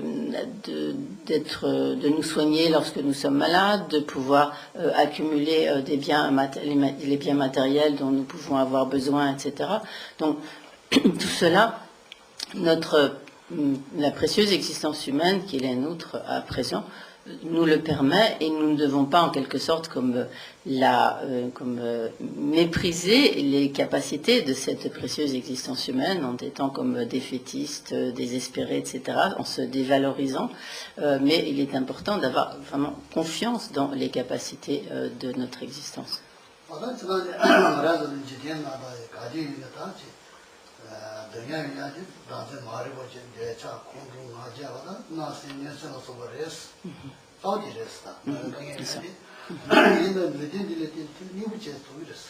가지 자통이었어. 그래서 나중에 아빠는 살아. 근데 제 도에서 여자님 뭐야 이 안에 마서 봐. 아주 나서 여자 자는 면 쿨 자는 면 다도 자는 면 좋도 말아. 너무 가래가 이렇게 안도 마서 봐. 그래서 또 안신의 대화도 해야 Donc, bien sûr, quoi que nous fassions, tout au cours de cette vie, nous rencontrons un certain nombre de difficultés, de souffrances, de problèmes. Mais si nous y réfléchissons bien, en fait, la racine de tous ces problèmes, de toutes ces difficultés, elle se trouve dans notre propre esprit. Et ces racines, ce sont l'ignorance, le désir-attachement, la haine, la colère, l'aversion, l'orgueil, la jalousie, l'avarice, etc. Et finalement, ce sont vraiment de ces racines que proviennent tous les problèmes, toutes les difficultés que nous rencontrons. Or, la précieuse existence humaine que nous avons à présent nous permet d'apporter des remèdes à tous ces facteurs négatifs de l'esprit, à tous ces facteurs perturbateurs de notre esprit. Donc bien sûr, nous n'arriverons pas comme du jour au lendemain, instantanément, à éliminer totalement, par exemple, la colère, l'aversion de notre esprit, l'avidité, l'attachement, la jalousie, etc. Néanmoins, ce qui importe dès à présent, c'est lorsque ces tendances négatives de notre esprit se manifestent, de ne pas simplement leur laisser libre cours, de ne pas les laisser comme prendre totalement, dominer totalement notre esprit, mais progressivement de mettre en œuvre les antidotes qui vont petit à petit nous permettre de réduire la force de tous ces facteurs perturbateurs de l'esprit. Et déjà, dans un premier temps, par la seule régression de la puissance de ces facteurs perturbateurs de l'esprit, nous aurons déjà beaucoup moins de difficultés, beaucoup moins de problèmes, nous serons beaucoup plus paisibles, nous aurons des relations beaucoup plus harmonieuses avec notre entourage. Et donc, si nous appliquons sur le long terme tous les antidotes à ces facteurs perturbateurs de l'esprit, finalement, nous pourrons être définitivement libérés de la souffrance.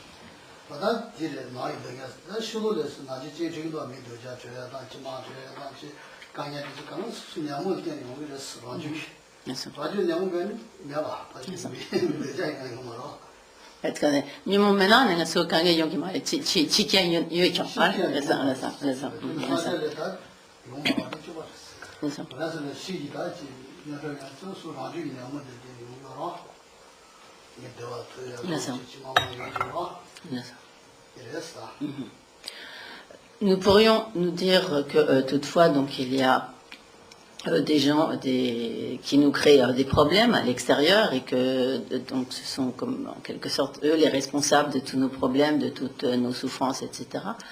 Mais en réalité, si ces conditions extérieures qui nous créent, que nous accusons d'être les responsables de tous nos problèmes, ce ne sont en fait que les conditions et ce ne sont pas les véritables causes de nos problèmes, de nos souffrances. Les véritables causes, ce sont les facteurs perturbateurs en notre propre esprit, donc l'ignorance, la haine, la colère, le désir-attachement, etc. Ce sont tous ces facteurs perturbateurs de l'esprit. Si en notre propre esprit, nous avions totalement éliminé tous les facteurs perturbateurs de l'esprit, alors aucune de ces conditions extérieures ne pourrait nous atteindre et donc nous nuire et nous faire du mal. C'est notamment, cela est illustré par la vie du Bouddha Shakyamuni, où du fait qu'il avait atteint donc cet éveil parfait d'un Bouddha, donc aucune des tentatives donc de lui nuire à l'extérieur ne pouvait l'atteindre.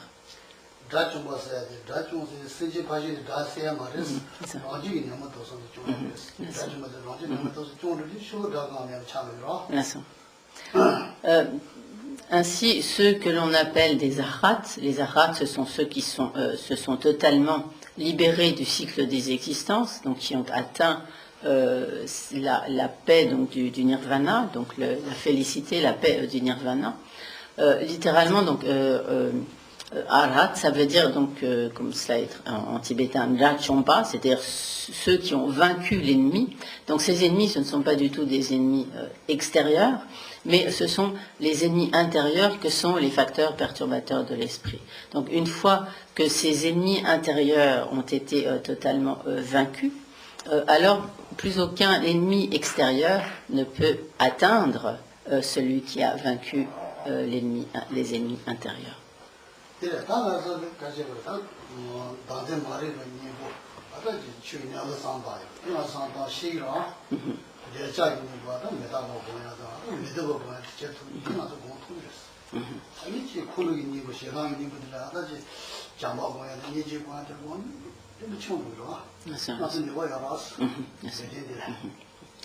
Donc, tous ces facteurs perturbateurs de l'esprit, donc il y a donc fondamentalement ceux que l'on appelle comme les trois poisons, dont découlent en quelque sorte tous les autres. Ces trois poisons qui sont donc l'ignorance, le désir-attachement, la haine-aversion. Or, la précieuse existence humaine dont nous jouissons maintenant nous permet d'appliquer les antidotes à ces trois poisons. Donc contre l'ignorance, nous avons toutes les capacités, toutes les facultés nécessaires pour pouvoir méditer sur le véritable mode d'existence des phénomènes, arriver à comprendre que les phénomènes sont dénués d'une existence inhérente, dénués d'une existence en soi, donc d'une existence s'établissant d'elle-même, etc. Et donc nous avons ainsi les facultés nécessaires pour développer en nous cette sagesse qui va s'opposer à l'ignorance.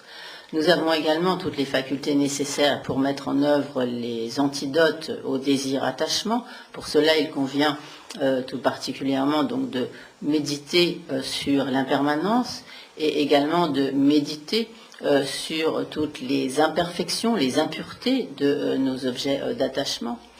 Nous avons également toutes les capacités, toutes les possibilités, toutes les capacités nécessaires pour pouvoir mettre en œuvre les antidotes à la haine, à la colère, en développant l'amour, la compassion, la patience, etc.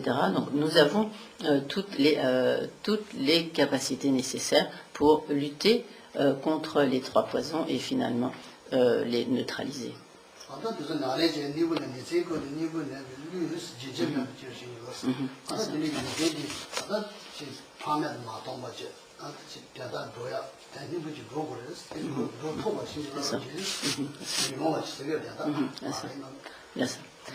Et donc, ainsi, dans cette deuxième strophe, il est énoncé donc,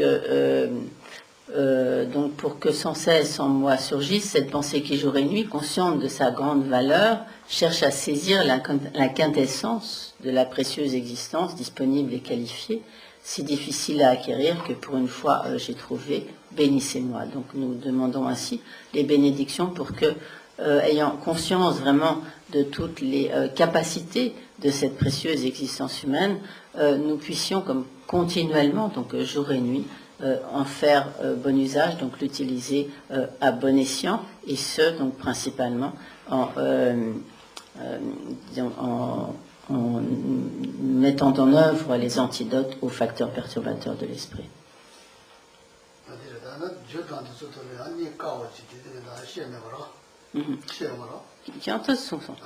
C'est dans Shida Sumaso in Asitan sur Jim Suyatan, il y a tout à ce son antique.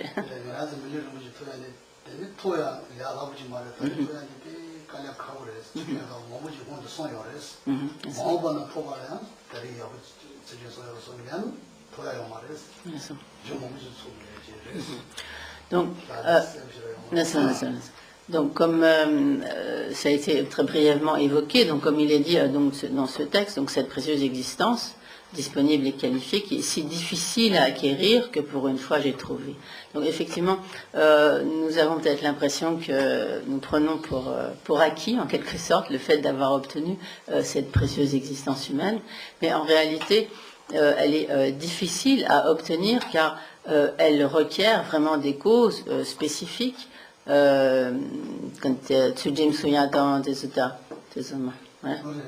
donc comme cela a été énoncé, donc pour cela, si nous avons à présent obtenu cette précieuse existence humaine, c'est indubitablement parce que dans le passé, nous en avons réuni toutes les causes, donc par l'observance de l'éthique, en formulant de purs souhaits pour l'obtention de telles renaissances, en nous appliquant notamment donc à la pratique de la générosité, etc., et des perfections.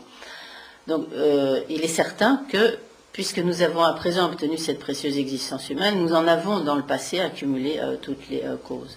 Par conséquent, si nous voulons à l'avenir obtenir de nouveau une précieuse existence humaine, il est indispensable que, à présent, nous accumulions les causes qui nous permettront d'obtenir à l'avenir une telle renaissance humaine précieuse, donc disponible et qualifiée.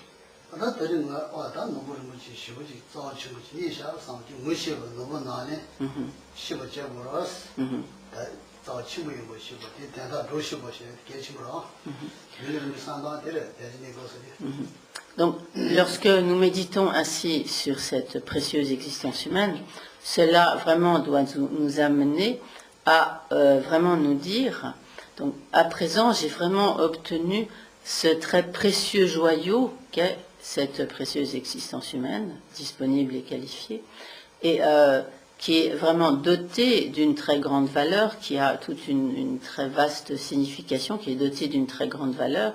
Par conséquent, il est essentiel que je l'emploie à sa juste valeur.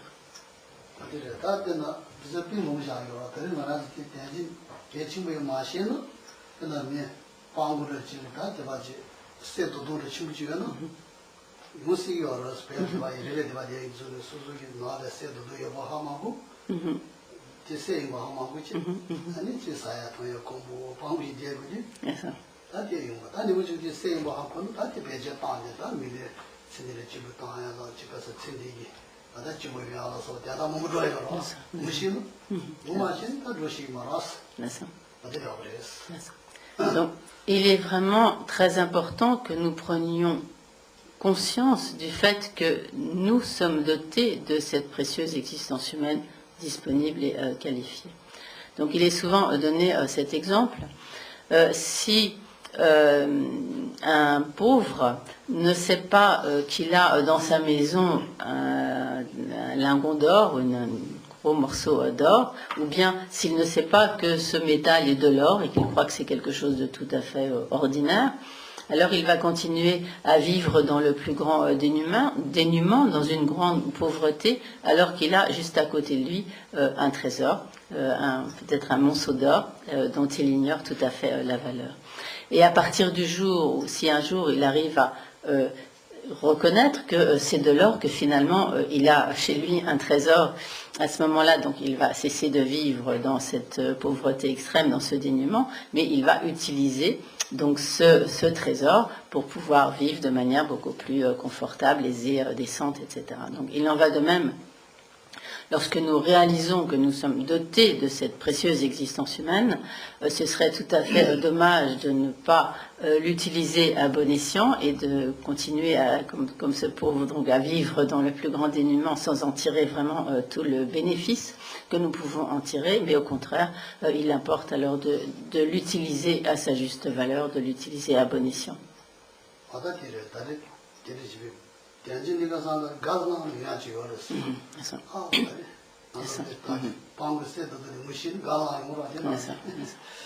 Donc lorsque nous méditons ainsi sur la précieuse existence humaine, cela doit vraiment nous amener en conclusion de nos réflexions à vraiment être très joyeux, nous dire vraiment comme je suis heureux, quelle chance j'ai d'avoir obtenu cette précieuse existence humaine disponible et qualifiée, de la même manière que donc si le pauvre tout d'un coup s'aperçoit qu'il a entre ses mains un trésor, bien sûr il va bondir de joie.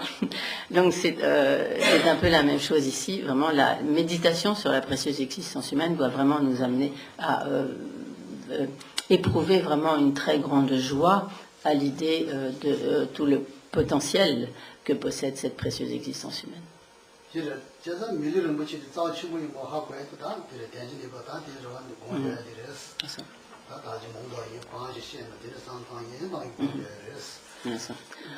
Donc, c'est à l'aide de toutes ces réflexions successives que nous devons nous appliquer à la méditation sur la précieuse existence humaine, donc sur la base de tout ce que Geshe-la vient d'expliquer.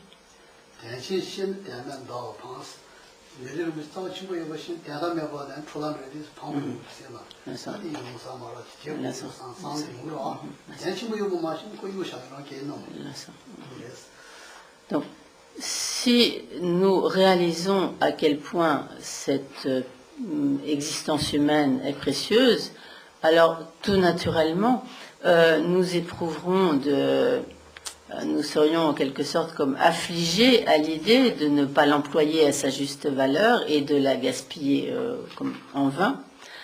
Et donc, au contraire, lorsque nous réalisons combien elle est précieuse, à ce moment-là, nous avons vraiment envie de ne pas la gaspiller de manière tout à fait vaine et futile.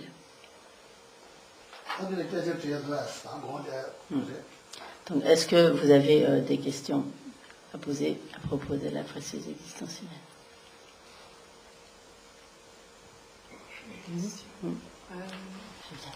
Geshe-la a dit tout à l'heure qu'il y avait des airs où il pouvait y avoir un Bouddha, mais qui n'enseignait pas. Donc, s'il n'enseigne pas, quelle est sa fonction?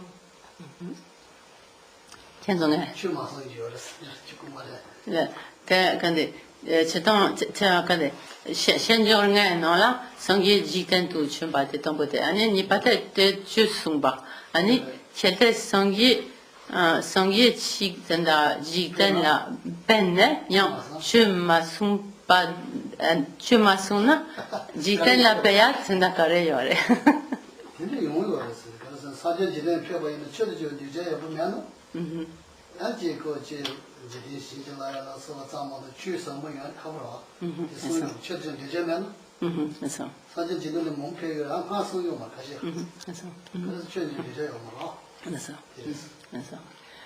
Est-ce que tout le monde a entendu la question? Oui.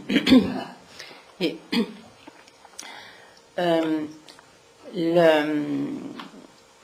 donc il est effectivement tout à fait possible que des Bouddhas viennent en ce monde, et ils vont ainsi comme en quelque sorte conférer leur bénédiction au monde, mais s'il n'y a pas dans ce monde des disciples aptes à recevoir l'enseignement du Dharma, donc les Bouddhas ne vont pas enseigner, donc s'il n'y a pas des disciples capables d'entendre les enseignements. Par exemple, parmi les Bouddhas qui vont venir en ce monde, tout au long de ce cycle cosmique,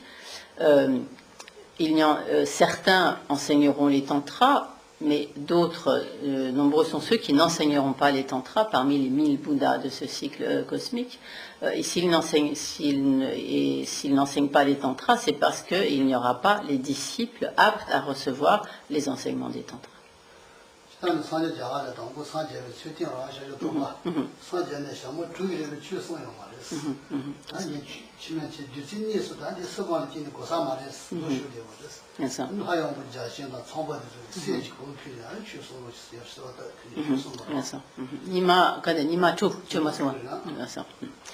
Donc par exemple, lorsque le Bouddha Shakyamuni, qui a vécu en ce monde il y a environ 2600 ans, donc lorsqu'il a ainsi montré il a manifesté en quelque sorte la manière d'atteindre l'éveil, et après avoir atteint cet éveil donc parfait d'un Bouddha, après manifester, disons, la manière d'atteindre l'éveil, il est demeuré pendant 6 jours sans enseigner, en pensant que les êtres donc de ce monde, comme en quelque sorte ne serait que son dharma, son enseignement était si profond que les êtres de ce monde ne seraient pas en quelque sorte comme aptes à le recevoir. Et donc à l'issue de ces 6 jours, les dieux, donc Indra, Brahma, etc., ont fait au Bouddha la requête pour l'enseignement en lui faisant l'offrande donc d'une roue en or, en priant donc le Bouddha de prodiguer ses enseignements, et donc à la suite de cela, donc le Bouddha a enseigné. Mylène, question? Oui. commençait, donc il faut émettre le souhait pour reprendre une pression extensionnelle, et qu'il faut avoir accumulé les causes. Mais est-ce que si on formule des souhaits pour un être qui n'a pas une précieuse existentielle, comme un animal ou des prétas, ou comme on peut faire dans une prière, en fait, des vœux pour libérer tous les êtres de souffrance, est-ce qu'il est vraiment nécessaire d'avoir accumulé les causes, ou est-ce que la force de l'intention qu'on met dans nos souhaits pour les autres êtres peuvent leur permettre d'obtenir peut-être pas une précieuse existence humaine, mais au moins une existence humaine.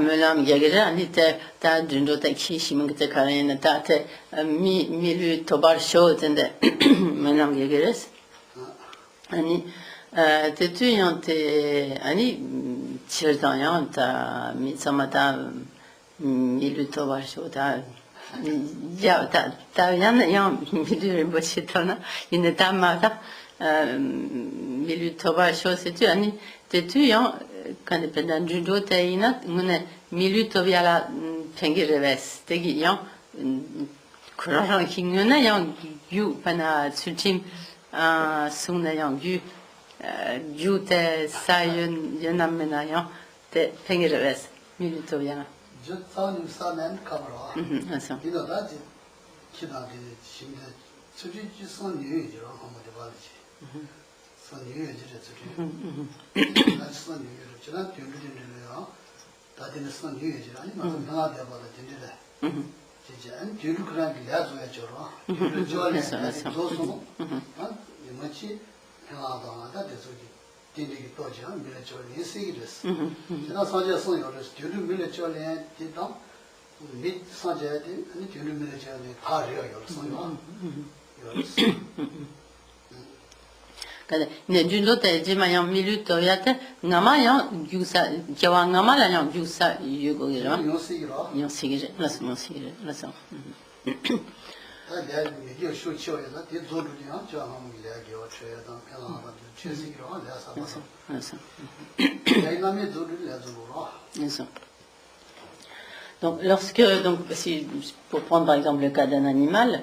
Donc, nous pouvons bien sûr donc souhaiter que cet être puisse reprendre ensuite une renaissance humaine, voilà, donc une précieuse renaissance humaine. Bien sûr, nos souhaits à eux seuls ne suffiront pas, mais il est nécessaire pour cela que cet être qui est à présent un animal ait, dans une vie passée, accumulé les causes qui puisse lui permettre ensuite d'obtenir une précieuse renaissance humaine, ou tout au moins une renaissance humaine. Donc en effet, il y a un moment où le karma qui a produit cette renaissance animale va arriver donc à épuisement, donc cette vie animale donc prendra fin, et donc il est possible que à ce moment-là, l'empreinte positive d'une observance d'éthique passée de cet être puisse produire son résultat ensuite donc dans une renaissance humaine. Néanmoins, de manière générale, à partir d'une vie animale, il est difficile d'obtenir une renaissance humaine, et notamment, il est dit précisément dans les enseignements que il est plus facile, disons,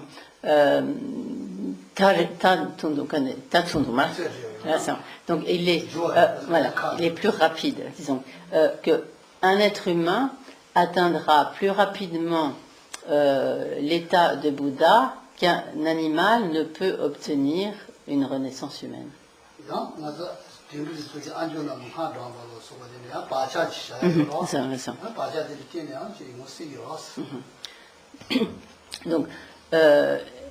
Donc néanmoins, par exemple, lorsque si nous récitons des mantras à l'oreille d'un animal, etc., cela laisse néanmoins des empreintes, une imprégnation positive sur le courant de conscience de cet animal, et cela lui sera profitable dans tous les cas.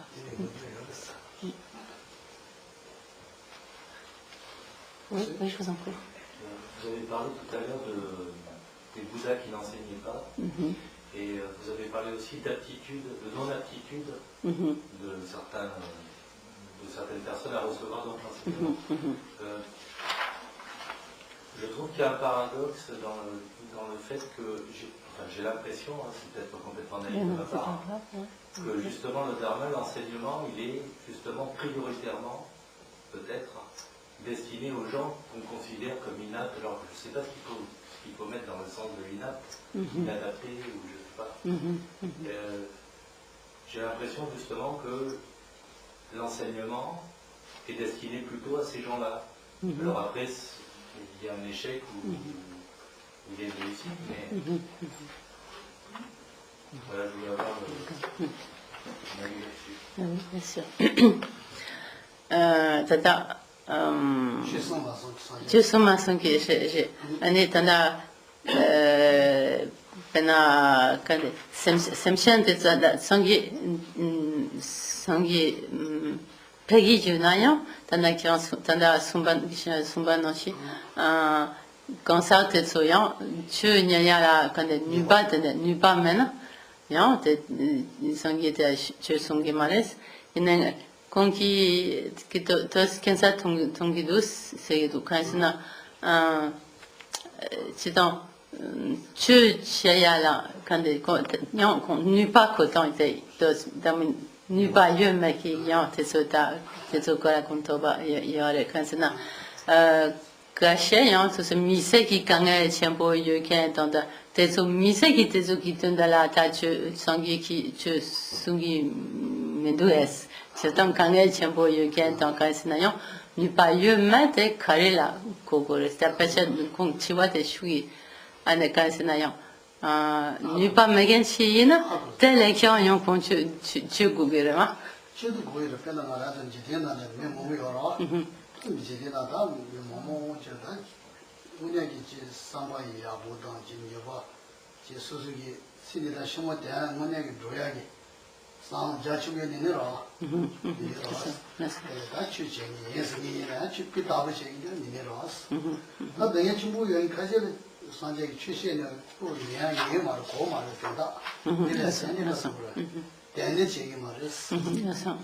그래서 대리 사야 동시고도 여러 명 가지지 주세요. 켜가는 얘기야. 저만 심었어요. 그래서. 이제 내가 제가 말했어. 그래서. 내가. 그래서. 그다음에 등에 주선에 내가 주고 그러라. 너무 사제 주선이 이제 내가 가면 되고 내가送. 그래서. 단 강가리는 대신에 내가 찾아 주선으로 하고 빠진 사제 저도 열었어. 그래서. 그러면 이제 성공 왔어. 그래서. 그때 나라서 아마서야 돼, 파마서야 돼, 보고를 쪄 열었어. 보고를 명봐서야 다, 보고를 명봐 잡아서야 다, 씹어서야 이때 상을 열었어. 하고 그런 거 되게 싸는지 제가 상면 제가 말아. 그래서. 뭐 그냥 제가 열었어. 그래서. 그래서. Donc, de leur côté, donc c'est une très bonne question. Donc, les Bouddhas, de leur côté, ont une compassion infinie pour tous les êtres, sans aucune discrimination. Et le but dans lequel, la finalité donc, des enseignements du Bouddha, la raison pour laquelle les Bouddhas prodiguent leur enseignement, c'est pour que tous les êtres puissent se libérer de la souffrance.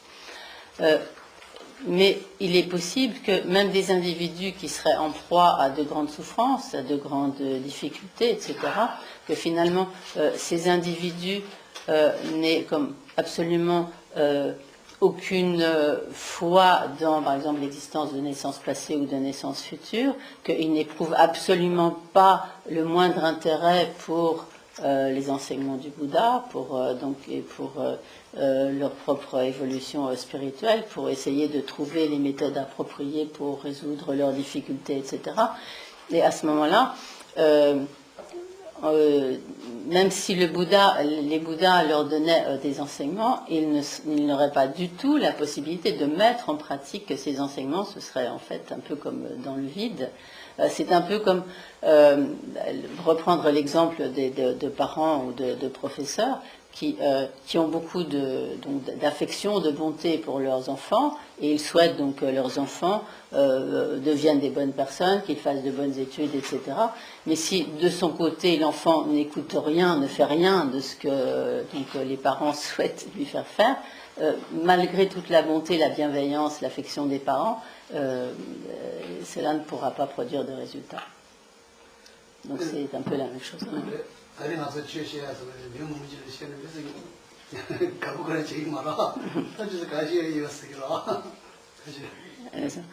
Donc ce n'est pas du tout qu'il y ait comme une sorte, on pourrait peut-être penser qu'il y a une sorte de partialité, et donc le dharma est enseigné pour certains, pas pour d'autres, mais ce n'est pas du tout, ce n'est pas du tout cela.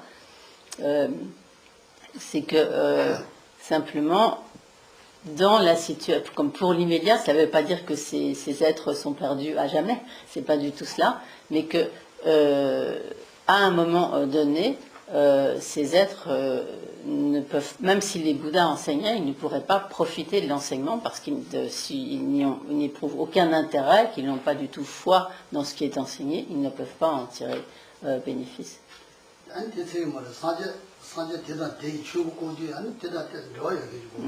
Ça.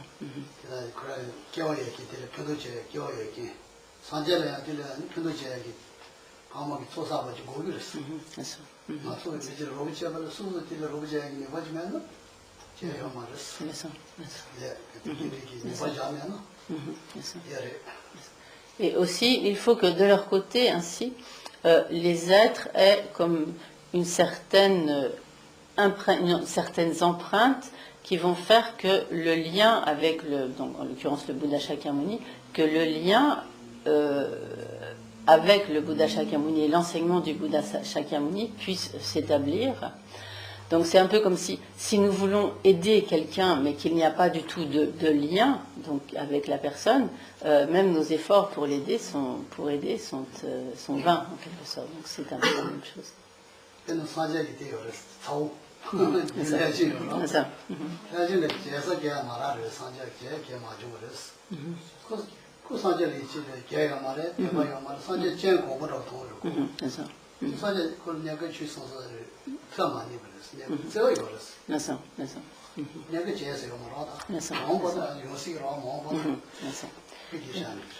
Donc, on peut donner l'exemple donc, des cousins du Bouddha, Devadatta, qui n'avaient pas du tout de foi dans le Bouddha, donc, qui n'avaient absolument pas foi dans le Bouddha, et qui en fait ne voyaient absolument aucune qualité en la personne du Bouddha, et qui voyaient le Bouddha comme un être plein de défauts, comme un monceau de défauts, et qui ne voyait rien d'autre. Et donc, du fait de sa propre perception du Bouddha, donc le Bouddha, disons, de son côté, le Bouddha avait beaucoup de compassion, d'amour, etc. pour son cousin, mais du fait de l'attitude, en quelque sorte comme hostile de son cousin, donc le dit cousin n'allait pas aux enseignements du Bouddha, il ne pouvait pas du tout tirer bénéfice des enseignements du Bouddha.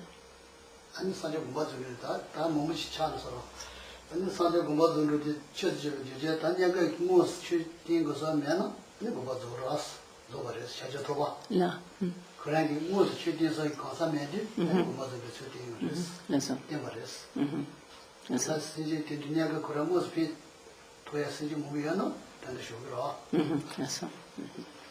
Et donc, ainsi donc les Bouddhas, et donc lorsque le Bouddha Shakyamuni donc a quitté ce monde, donc il a manifesté donc comme la mort, et ce dans la mesure où lorsqu'il n'y a plus de disciples auxquels les enseignements du Bouddha puissent être comme directement bénéfiques, alors les Bouddhas ne demeurent pas sous cette forme manifeste donc, en ce monde.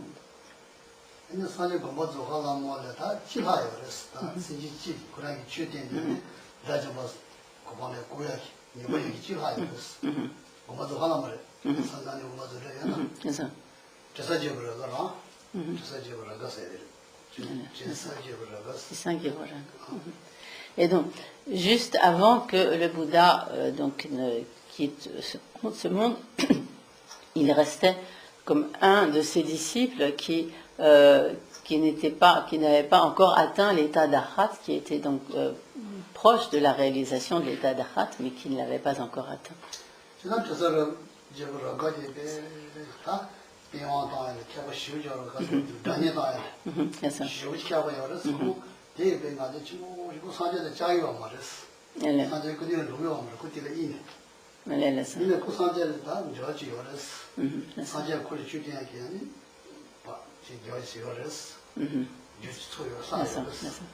Donc, pardon, donc c'était quelqu'un qui venait assister aux enseignements du Bouddha, mais qui néanmoins était quelqu'un de très orgueilleux. C'était donc Chisa Gyalpo Raga, donc le tibétain, en sanskrit, je ne sais plus.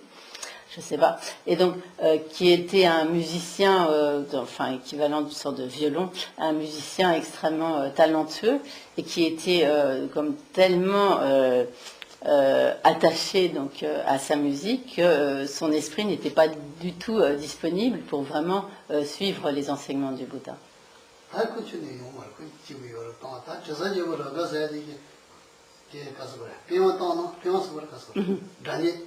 Comme le violon, le violon de la boutique.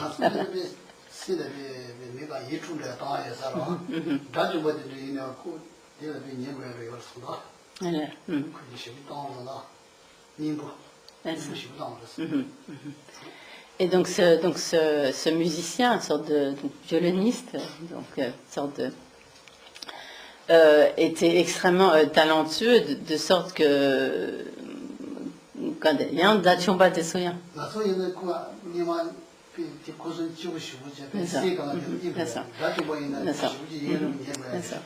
Donc il était donc comme extrêmement talentueux, de sorte que dès que quelqu'un l'écoutait, l'esprit était comme totalement ravi par le son donc de cet instrument et comme complètement emporté par cette musique.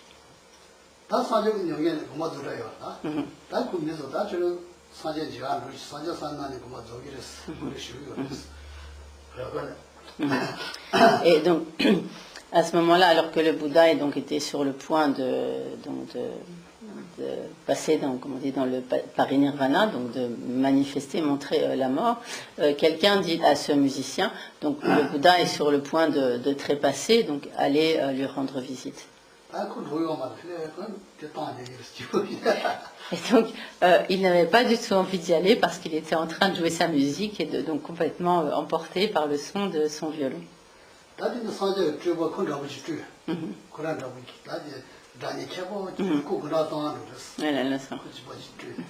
Et donc à ce moment-là, le Bouddha se manifesta sous la forme d'un autre musicien, donc violoniste,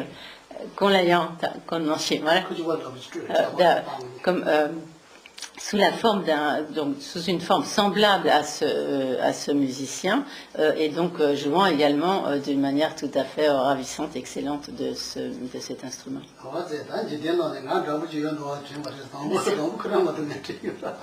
Et donc à ce moment-là, ce musicien qui était comme très très orgueilleux, il dit mais comment est-ce possible que dans ce monde il y ait un autre musicien, donc un autre joueur de violon aussi talentueux que moi? Je croyais vraiment être le seul.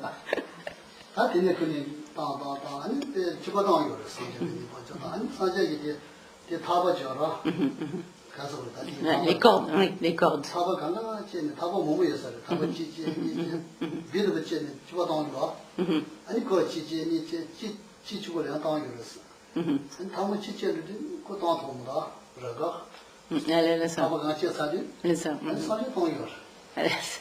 Et donc, je ne sais pas exactement combien il y avait de cordes à cet instrument, mais donc le Gyalpo Raga continuait donc à jouer de son instrument, et puis donc son instrument qui a un certain nombre de cordes. Donc d'abord donc le Bouddha de son côté aussi continuait à jouer, et donc Gyalpo Raga a fait donc son instrument, donc une première corde cassa, puis une deuxième, puis une troisième, etc. Et à la fin, toutes les cordes de son instrument s'étaient cassées, donc il ne pouvait plus jouer. Mais le Bouddha, lui, continuait à jouer. Le Bouddha manifesté sous la forme de ce musicien continuait à jouer. 다그 산자를 지워로 다 쳐가는 이유스들이 간게 동이스. D'accord. 신이 게들 지워를 산자. 지워들라. D'accord. Et donc, 다바가 제는 땅속으로 alors, et également, donc, toutes les cordes de l'instrument du Bouddha avaient également s'étaient cassées, mais le Bouddha continuait à jouer, sans corde. Enfin, la manifestation le Bouddha manifesté sous la forme de ce musicien continuait à jouer. Et donc, Gyabo Raga, à ce moment-là, interrogea le Bouddha, et lui dit, mais comment se fait-il vous jouez sans corde, avec un instrument qui n'a plus de corde.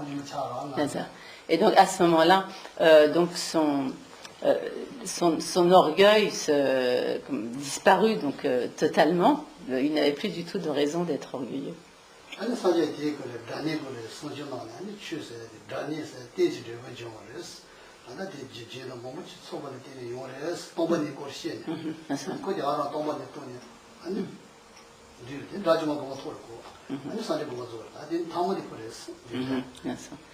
Et donc à ce moment-là, le Bouddha lui enseigna l'interdépendance en lui montrant donc que l'instrument ou c'est un violon pour simplifier peut-être. Enfin, donc, que cet instrument, peut-être sitar, je ne sais pas, que cet instrument n'existait pas en lui-même, mais qu'il n'existait que pas en tant que production interdépendante, en dépendance donc de la caisse, des cordes, du musicien, etc. Et donc, lui montrant ainsi le véritable mode d'existence de tous les phénomènes, il lui enseigna ainsi la vacuité, et finalement, ce musicien, très rapidement, réalisa donc la vacuité, et finalement, il obtint l'état d'arhat, donc la totale libération du cycle des existences. Donc c'est comme le dernier disciple que le Bouddha est comme directement donc dans ses vies en tant que le Bouddha Shakyamuni qui l'a conduit à cet état d'arhat.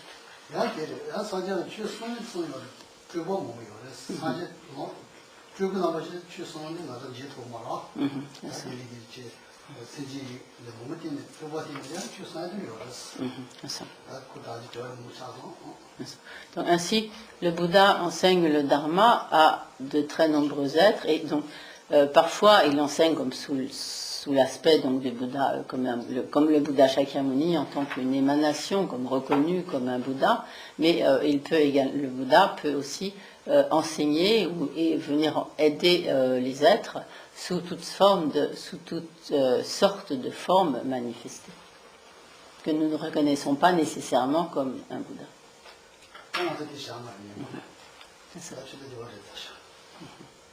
Donc, nous allons nous arrêter là pour ce matin.